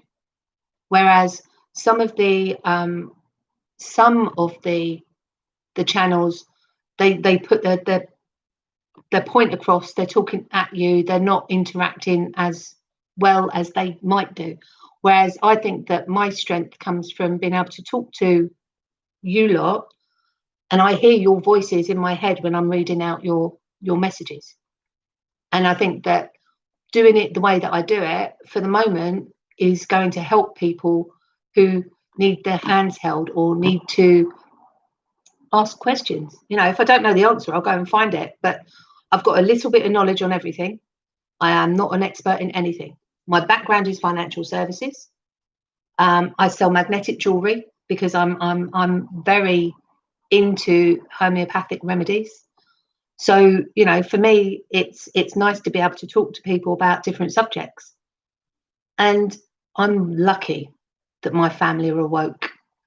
I've got certain members of my family that still doubt, but they don't actually say it to my face. But they don't think I'm nuts. They just think that maybe I'm not looking for the proof, but I don't need the proof to know what's going on. And I think that's the difference. Steve Coombs says, I keep telling people XRP will wipe out all their debt. And if I try to explain they will owe nothing, and I try to explain they will owe nothing to anyone. Absolutely. Does anyone else think that since Boris came out of hospital, he looks different, i.e. a clone? Do you know what, Margaret? I haven't seen him. I don't watch television.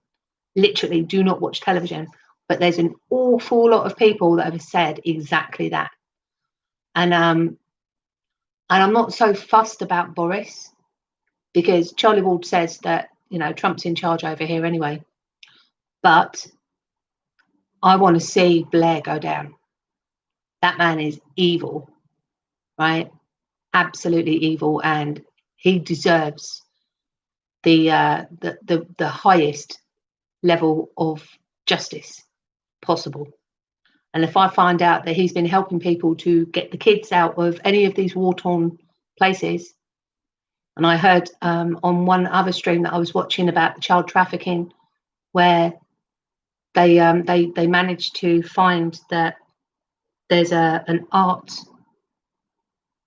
collection company that moves art around the world to all the different US embassies, or to all the, not just US embassies, but embassies. And it's got the likes of Podesta, Blair, Clinton, you know, and they circumvent the security at, you know, the when they come off the boats, they circumvent the security.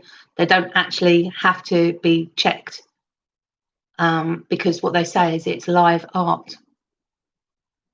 Now, what can be live art, especially when you're talking about Abramovich and some of these artists that are painting children in the worst possible ways? If that's live art, then you're talking people or animals. So how the hell do they manage to get around the security?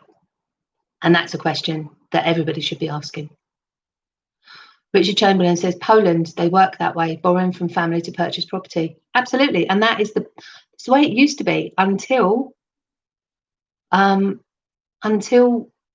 prices got so far that it wasn't possible anymore.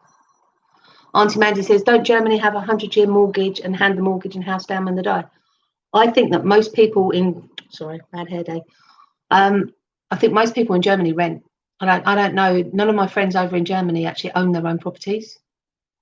Dodge Tosi Bakamoto. Woof. Chris XRP says, one thing, boo-boo. Who's going to make the bread or clean the streets, toilets, empty bins, stand in food factory for 12-hour shift if we all have loads of money? Okay, we're going to have to change the way that we live for a start. Right? Food factories. Farmers will always farm, right? They're rich. A lot of farmers are very rich. They will still farm, right? When it comes down to it, the way that we eat is going to change. We're going to have, just think of all the poisons they put in food at the moment. Everything that's really high in the sugars that cause cancer. We're going to have to literally change the way that we live.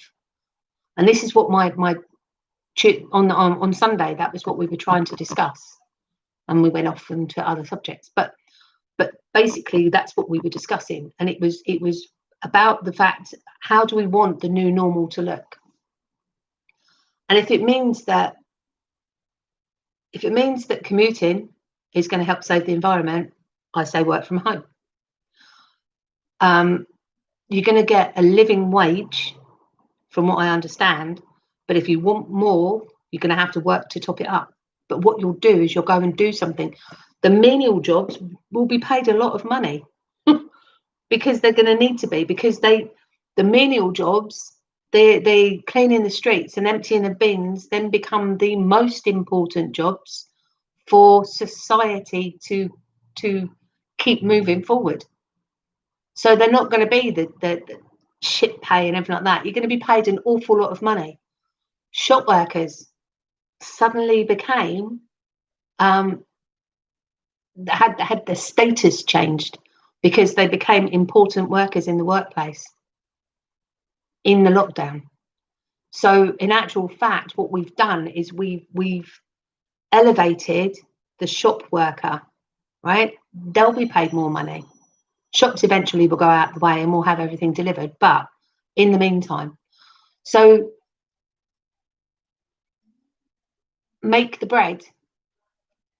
Bakers love people will do their passion. Literally, people will do their passion, and that is what we need to understand, that people will still want to, right, give back to society. So that means that somebody who's really good at baking cakes is going to be opening a patisserie and baking cakes, and you're going to be able to get your cakes from somebody who loves their job because that's what they want to do. They might only do it 3 days a week, but they'll do it. And then you've got people who want to give back to society in the way that they'll go and they'll work in a nursing home, but they'll do it on a part-time basis because they don't need to work full time. And then the quality of life for the older people gets better. And maybe, just maybe, those old people start to come back into the homes where the families, they can live with their families because everything isn't oppressed to the point where you haven't got the room. You'll be able to have a bigger house. So you can have a granny annex and you can have your parents live with you. You look at the Chinese, the Indian, you look around the world, the Polish, they keep their families in as a unit, right? It's only us Western society where it becomes a burden to keep people, your family with you. You become your own little secular unit, right? Even your kids you want offhand and away at 18 years old. So, it's going to be a case of you're going to be able to go back to the way that it used to be, where you all live in the same road, so you all support each other. Or you have a bigger house and you're going to be able to bring your parents in, so they get the quality of life. Obviously, towards the end of it, don't forget things like Alzheimer's, multiple sclerosis, all of that sort of things. Medbed, it's all going to go. Medbed. People will die of old age, but they're not going to be dying of like, they won't be suffering of cancer, Alzheimer's, and all that sort of stuff. We're going to have to find a way where there's not a population explosion. So, maybe you'll have to, maybe you'll have to apply to be able to have children. I don't know. Stephen Coombe says, last smoke and bedtime for me, boo. Night night, everyone. Sleep well, Steve. Devon Steve.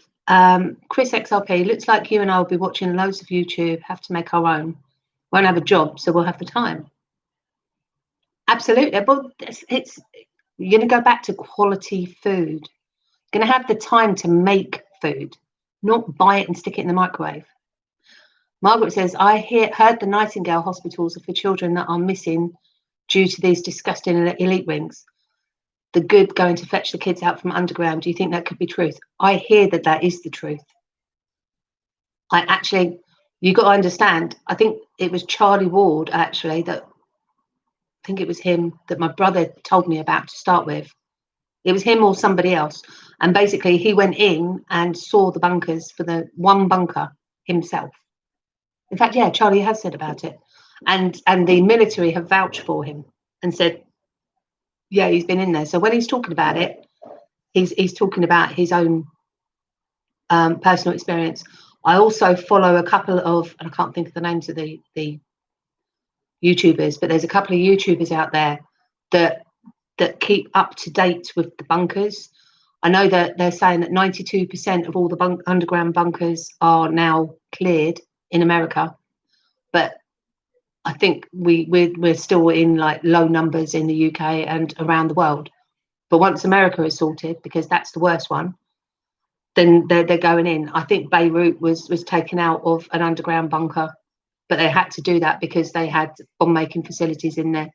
And the one thing, I think all of those explosions, all of the explosions that happened around the world, all at the same time, was basically taken out so that they couldn't do a strike against us, because these sick paedophiles, Satanists, Luciferians, whatever you want to do, they don't care about us, right? They've proven that by keeping the money to themselves and letting the rest of the world suffer.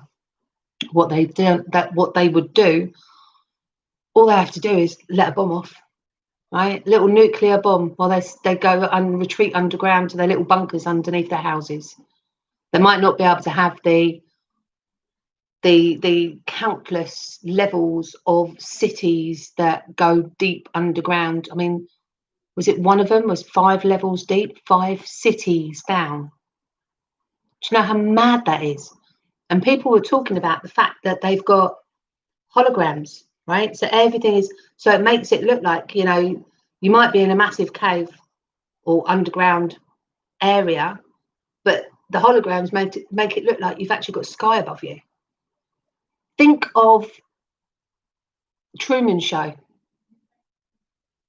Think of the Truman Show.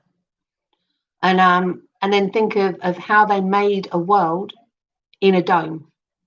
That is what they've been making underground. Everything that we see becomes a possibility.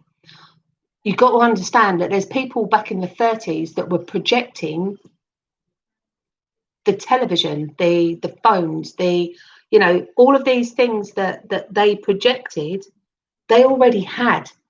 We don't get told about these things when it's not new technology. They've had it for 20, 30, 40 years. It's all rolled out one after the other, after the other, after the other. You know, why are we not waiting for the next standard in technology? Because they've already got it, right? You know, they roll out 4G. They're already using, I don't know, 20G in the caverns underneath. Why do you think these people live so long? Why do you think you got the Rothschilds, you've got the Windsors, the Queen, right? They look terrible. They're like walking corpses, but they are still there and they're healthy and they're in their 90s.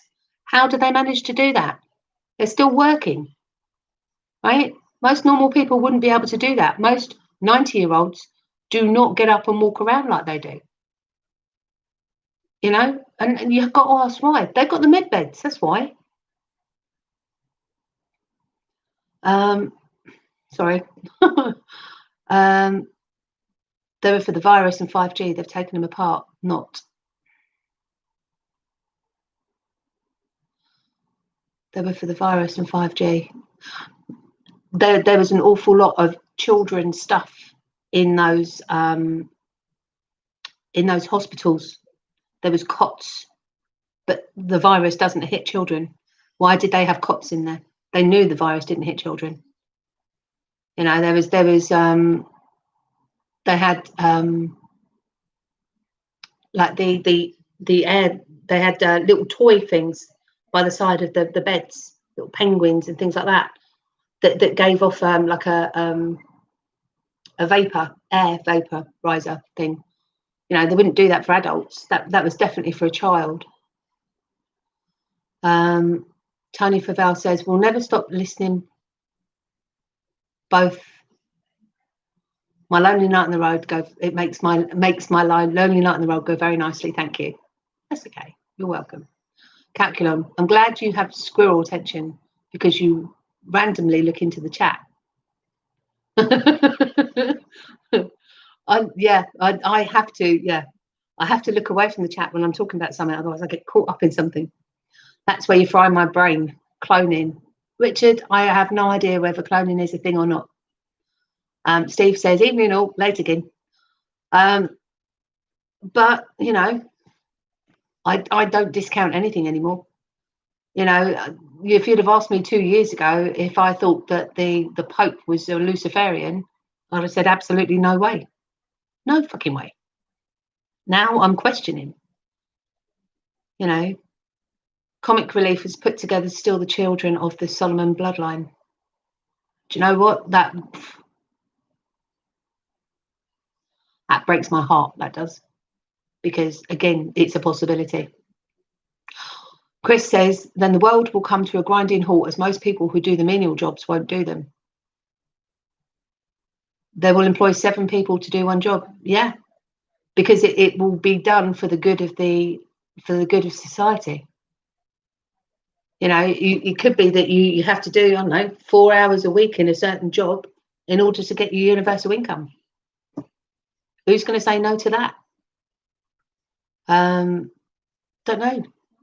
You know, there's going to be a point where everything grinds to a halt, or they roll it out bit by bit by bit. Catcanon says, when the robots and full AI come through, it'll be better to be on the rich side of the street. AI is already taking jobs, right? So all this automated stuff that they're doing, I mean, Amazon is mainly automated. We're going to have pickers and packers. Supermarkets are going to be a thing of the past. You know, they'll gradually, bit by bit, it'll all eke out. I mean, we're not talking about an overnight thing. A doctor will still want to be a doctor. You will still need qualifications for important jobs. Why would a doctor need to be a doctor? We'll have the med beds. Won't need pharmaceutical, won't need doctors. Catclone says, not financial advice, but I adore AGI for future games. Oh, I might take a look at that one. Devon Steve says, about 30 years ago, I watched a documentary where an American doctor had invented a drug to sterilize male and female, but he hadn't perfected the antidote, but reckoned we would have to prove suitability. Yeah, to be a parent. I think, do you know what? Watching some parents, I mean, don't even get me started on children having children, right? Not being funny. It's to have children should be a privilege, not a right, because some people do not know how to be a parent.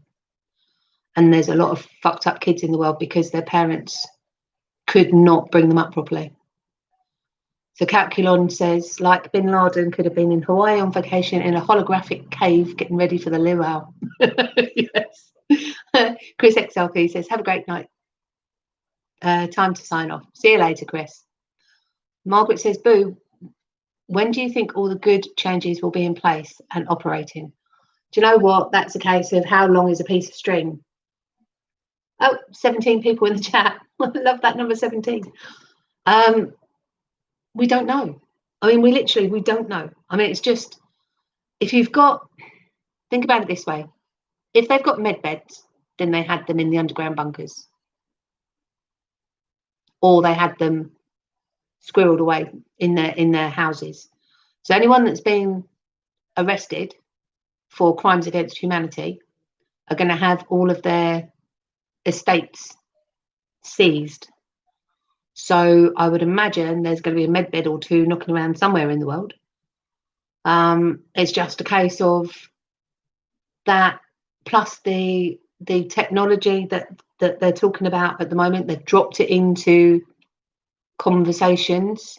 You've got two. You've got the Tesla stuff, which is the free energy. So they're sort of getting us ready for free energy. And then you've got this sound wave stuff. You know, this guy that managed to cure people of cancer by having 2 3-minute exposures to the sound waves. But because the sound kills the cancer, it disrupts the cancer. So if you've got that, then how good would that be? I mean, I was thinking about that the other day, and basically if you've got a room full of people with the same sort of cancer, you can have whole rooms where people actually just sit around and then the whole room can become that vibration on the frequency. You can, and then literally, that's the cancer for the bowel cancer people, and then they go off and go back to their lives because that's their treatment done. 3 minutes and done. They leave, and then the next lot come in and they might have, I don't know, breast cancer. So that's the people there, and then they do the whole, and they can do whole loads of people all in one go, right? Because the room becomes the sound machine. You could literally cure so many people so quickly, right? Because they've done it, so they know they can. Casual crypto guy, evening all, late again, deja vu. I've been on for two hours. Bloody hell.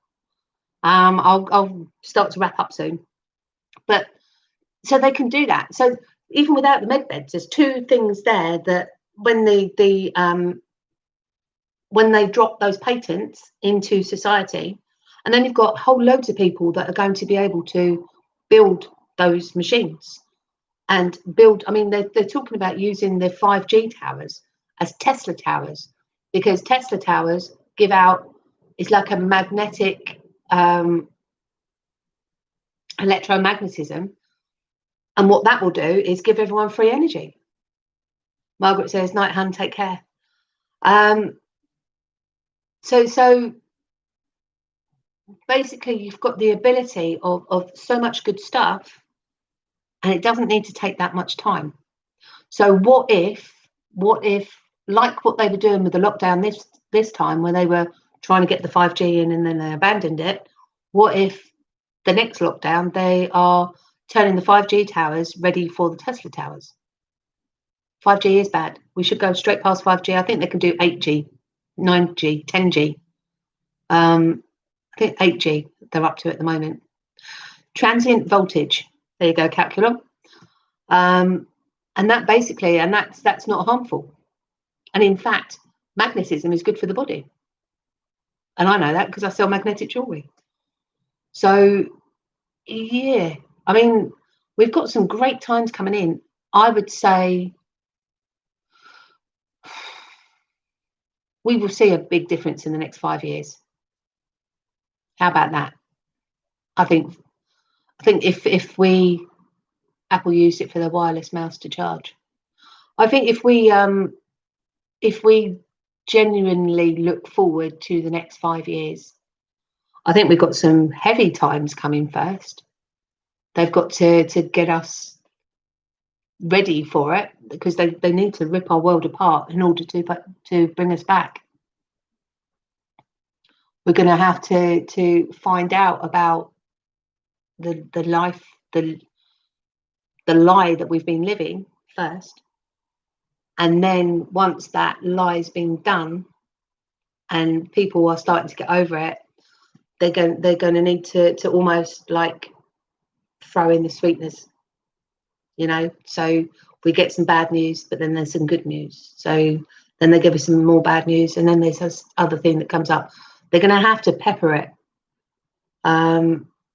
Richard says, I also read that Trump dumped Hawaii because of the bad side effects and went US. Same with the UK, yeah. Huawei, basically they had a transmitter, from what I understand, and they were going to collect all the information. So it should be more beneficial to use. Not sure how true that is. Not sure. I know that there was a way of changing it so that it wasn't harmful to us.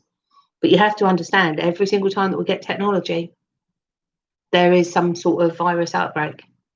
If you go back to the 1918 flu pandemic, wasn't it 1917 that we had infrared? Sorry, I'm back. What is that one then, Chris?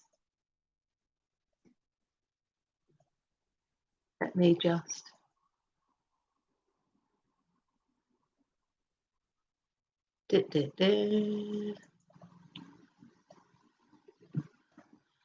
Let's have a look.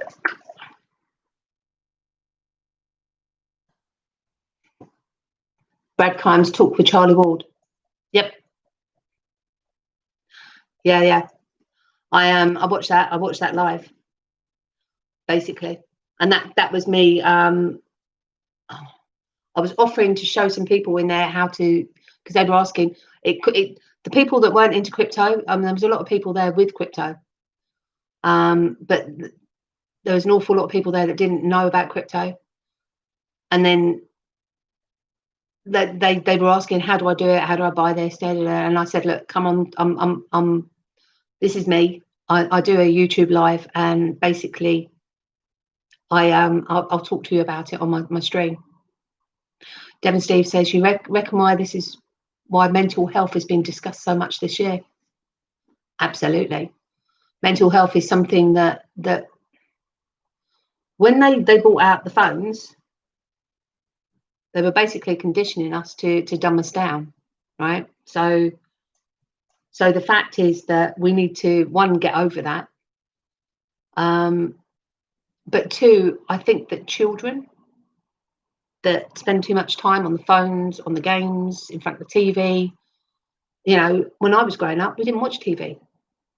We were out every night until it got dark. As long as we're back by dark, we used to go over the swing over Wimbledon Common, and swing the swing across the brook. And there'd be like, I don't know, 12 of us, 14 of us. And then as I got a bit older and I got my car, and I think the most amount of people I ever had I had an Austin Allegro. I think I managed to get, it was 12 people in my Austin Allegro. If I'd have ever got pulled up on that, I would have got into really bad trouble. But, and we used to hang around together. We were never at home. We used to go in, grab something to eat, and then be out with our friends. I wasn't allowed out until I was 14. And then as soon as I was allowed out, that was it. I was gone. I was allowed out the front until I was 14. That was it.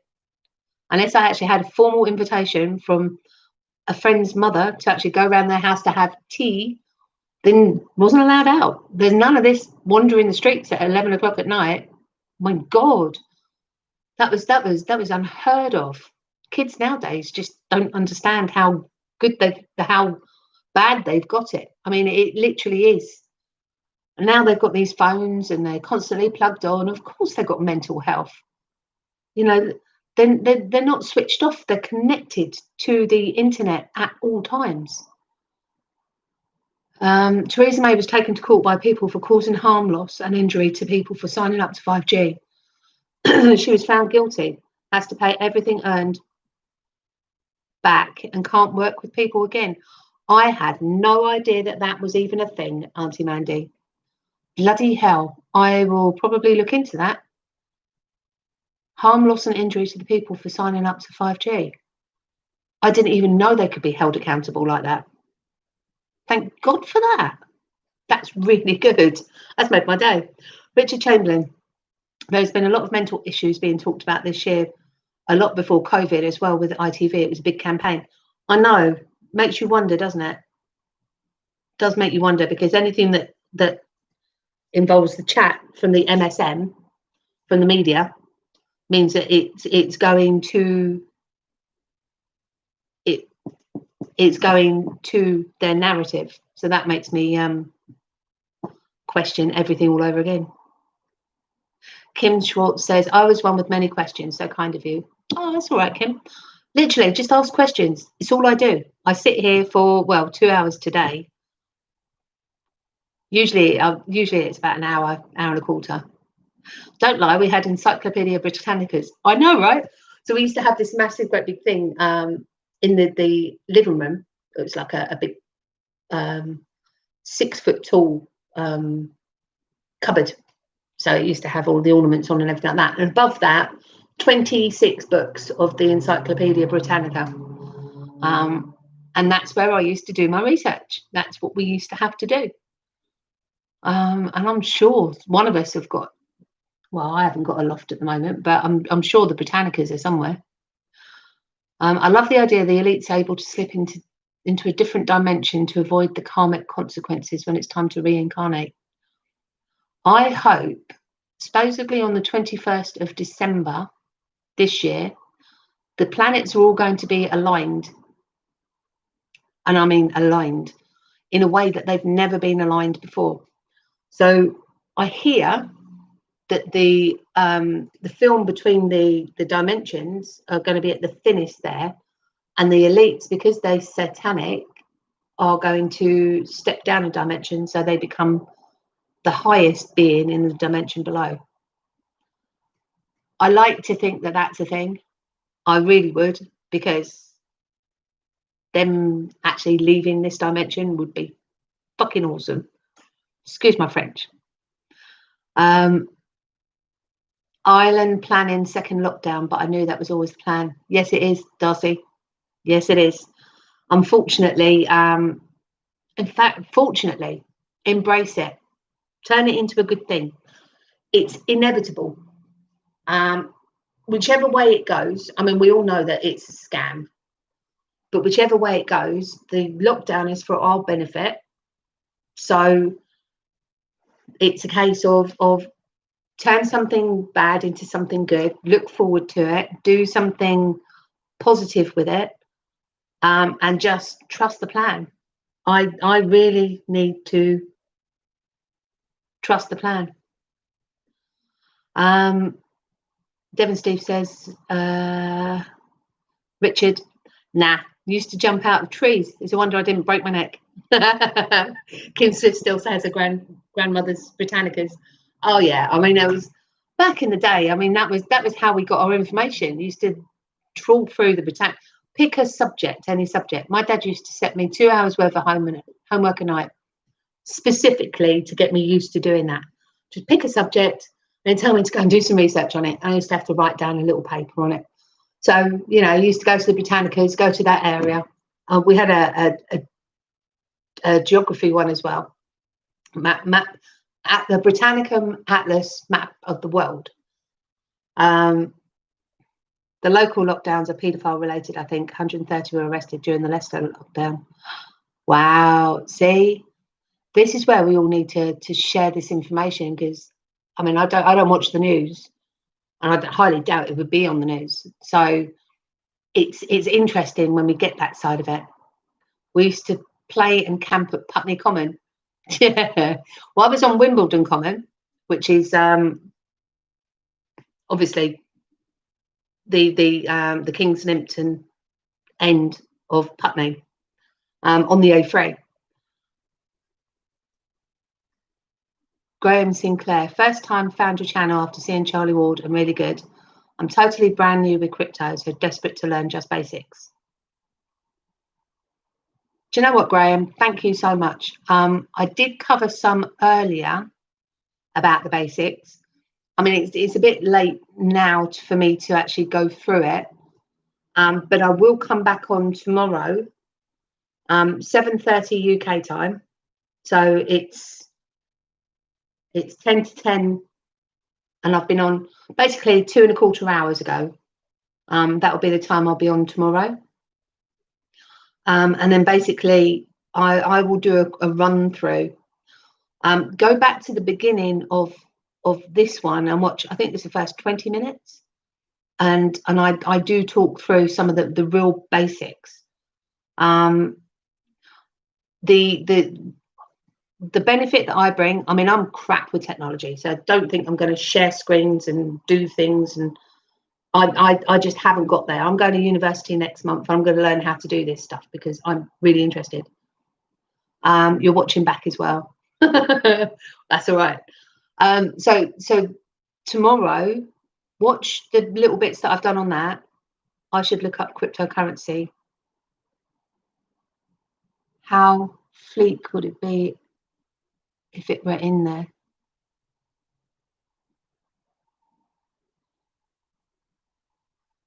What would it be if it were in there? What went in there? Steve says, Graham, mate, enjoy the rabbit hole ride. Strapping. Yeah, I mean, I cover lots of different things, Graham. You take from me what you want, and basically you leave the rest alone. I talk about everything. I mean, I've been in crypto for a couple of years. Just give you a bit of background. I'm 33 years in financial services industry. Recently lost my job because I believe in cryptocurrency, and my bosses didn't like the fact that I knew so much about the economy, so they thought I was getting insider information, made them very uncomfortable, didn't know that whether they wanted to be associated with that, so they let me go. Best thing ever. So basically I'm going off to university next month. I'm going to university next month. I came into crypto just over 2 years ago. Oh, no, next month, the 30th, will be 2 years that I've been in crypto. So I dumb everything down. I'm not the person to ask about all the different coins or anything like that. With me, it's the basics. What you can buy, how you can buy it, basically. I tell you to do your own research. I tell you not to take anything that I say as financial advice, because I'm not an advisor. But what I do is I can talk you through the basics of registering for different exchanges. The really basic that I followed, I did earlier, was the shown between the two different types of cryptos that there are. So you've got distributed ledger technology, which is the future of blockchain, and then you've got proof of work, which is the Bitcoin side of things. So, and like they say, there's loads of YouTube channels to follow. Love for Crypto is really good. I'm affiliated with Scott from Love for Crypto, Kevin Cage, Working Money Channel, To the Lifeboats. I would also add Notorious XRP to that, because his stuff is to do specifically with XRP. And Bearable Bull, he's pretty damn good as well. As you know, you've got Brad Kimes, Investment Perspectives. He was on earlier. He's more about the deep dives. He's like next level up on that side of it. So he'll be one to, once you're more comfortable with it. I should look up cryptocurrency. How fleet would it be? Oh yeah. I would die if crypto was in the EBs. EBs? What's an EB? I'm awake to what's going on. Right. Right. If crypto was in Britannica, no, it's not. Crypto, I think, started officially in 2010, and that was with Satoshi Nakamoto, who bought out Bitcoin, and Bitcoin was used to pay people who were given it's like clues and cryptic challenges, and they got paid. If they managed to solve it, then they got paid in Bitcoin, and that's how it started. Graham, there's some crypto channels we've been following for years.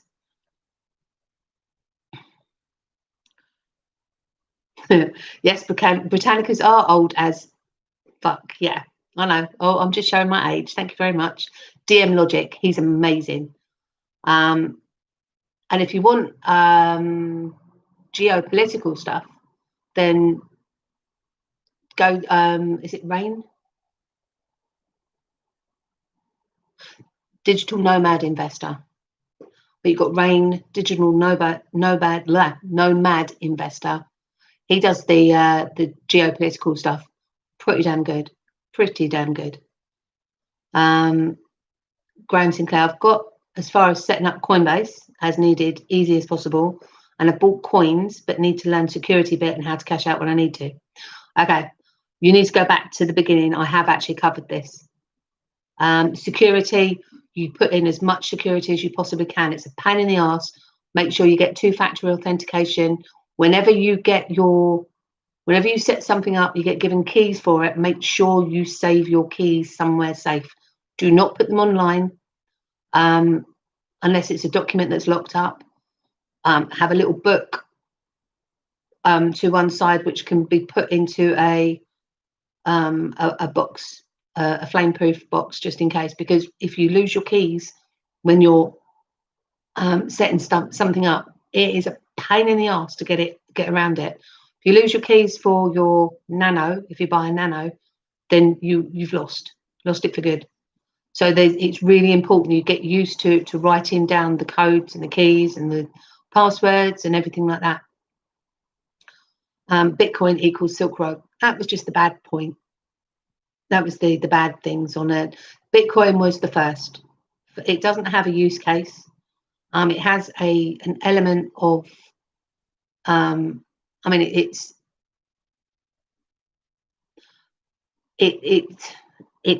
the first. It's the grandfather of coins, and basically there is an element of value for it because of what it is, being the first. And there's only 21 million of them, don't forget. So, you know, it's something that should still be around, but will become more and more, I would say not unusable, but not used, because of the amount of cost and time it takes to actually buy it, sell it, and everything else like that. You couldn't use it to buy a cup of coffee right now. It'd take too long to go through. Steve Willett says, as a punishment for my dad, I had to read the Encyclopedia Britannica front to back when I was 10. I'm now 50 and still haven't finished. Calculon says, DNI, digital nomad investor, Rain, Jungle Inc. Jungle Inc. is fantastic. Keep watching, it's going to be televised. What was it they say?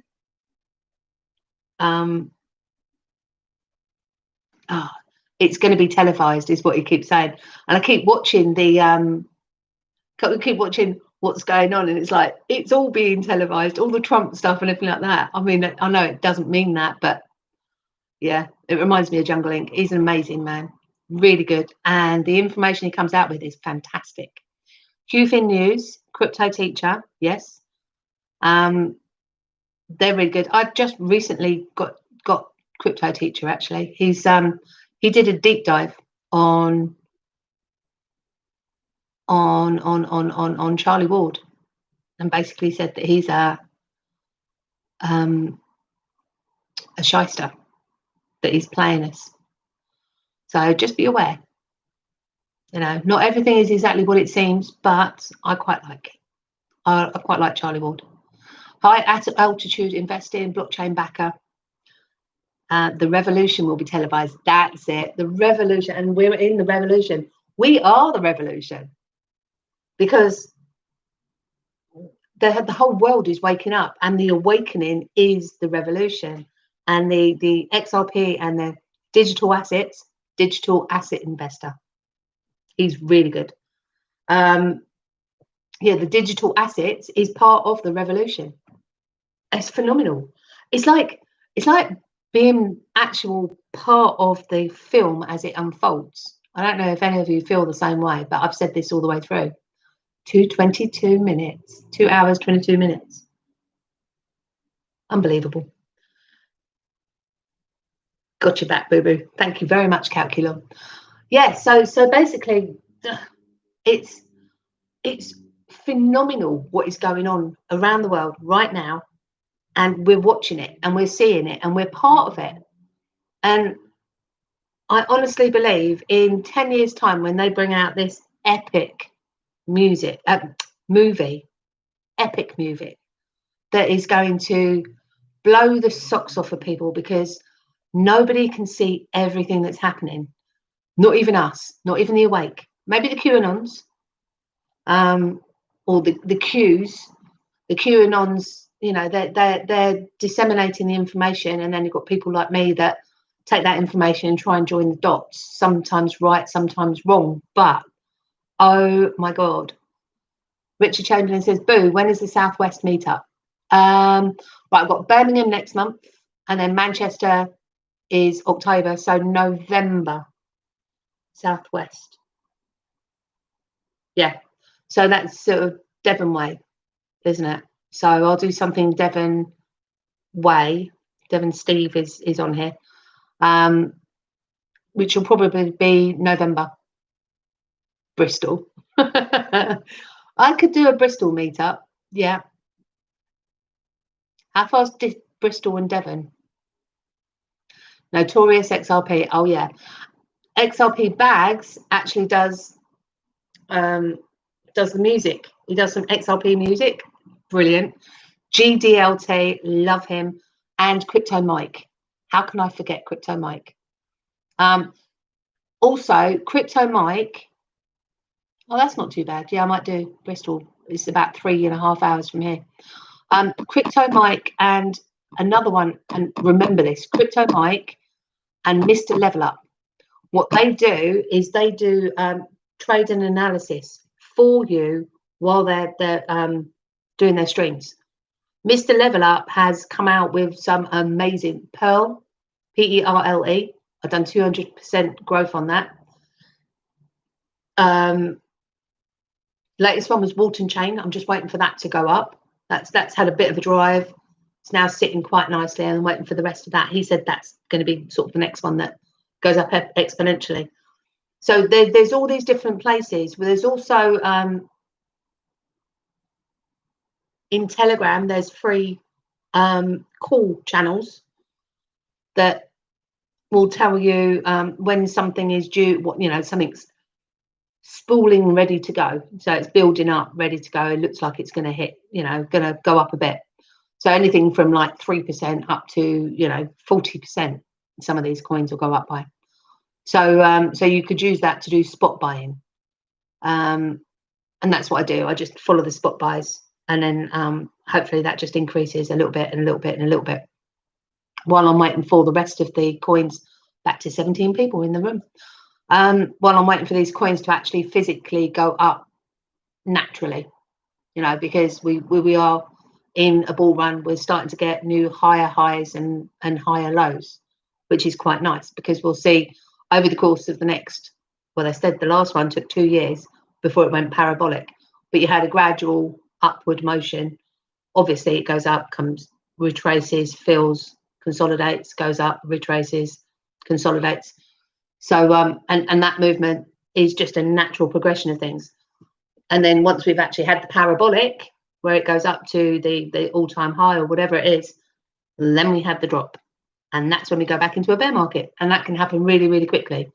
So when I say to people about making sure that you have your exit strategy, I'm being totally serious. So so yeah. So on that note, I think 2.5 hours is more than enough. I'm supposed to be going up to Surrey now. I might not actually do that. I might do it tomorrow because it's a bit late to start, 10 o'clock.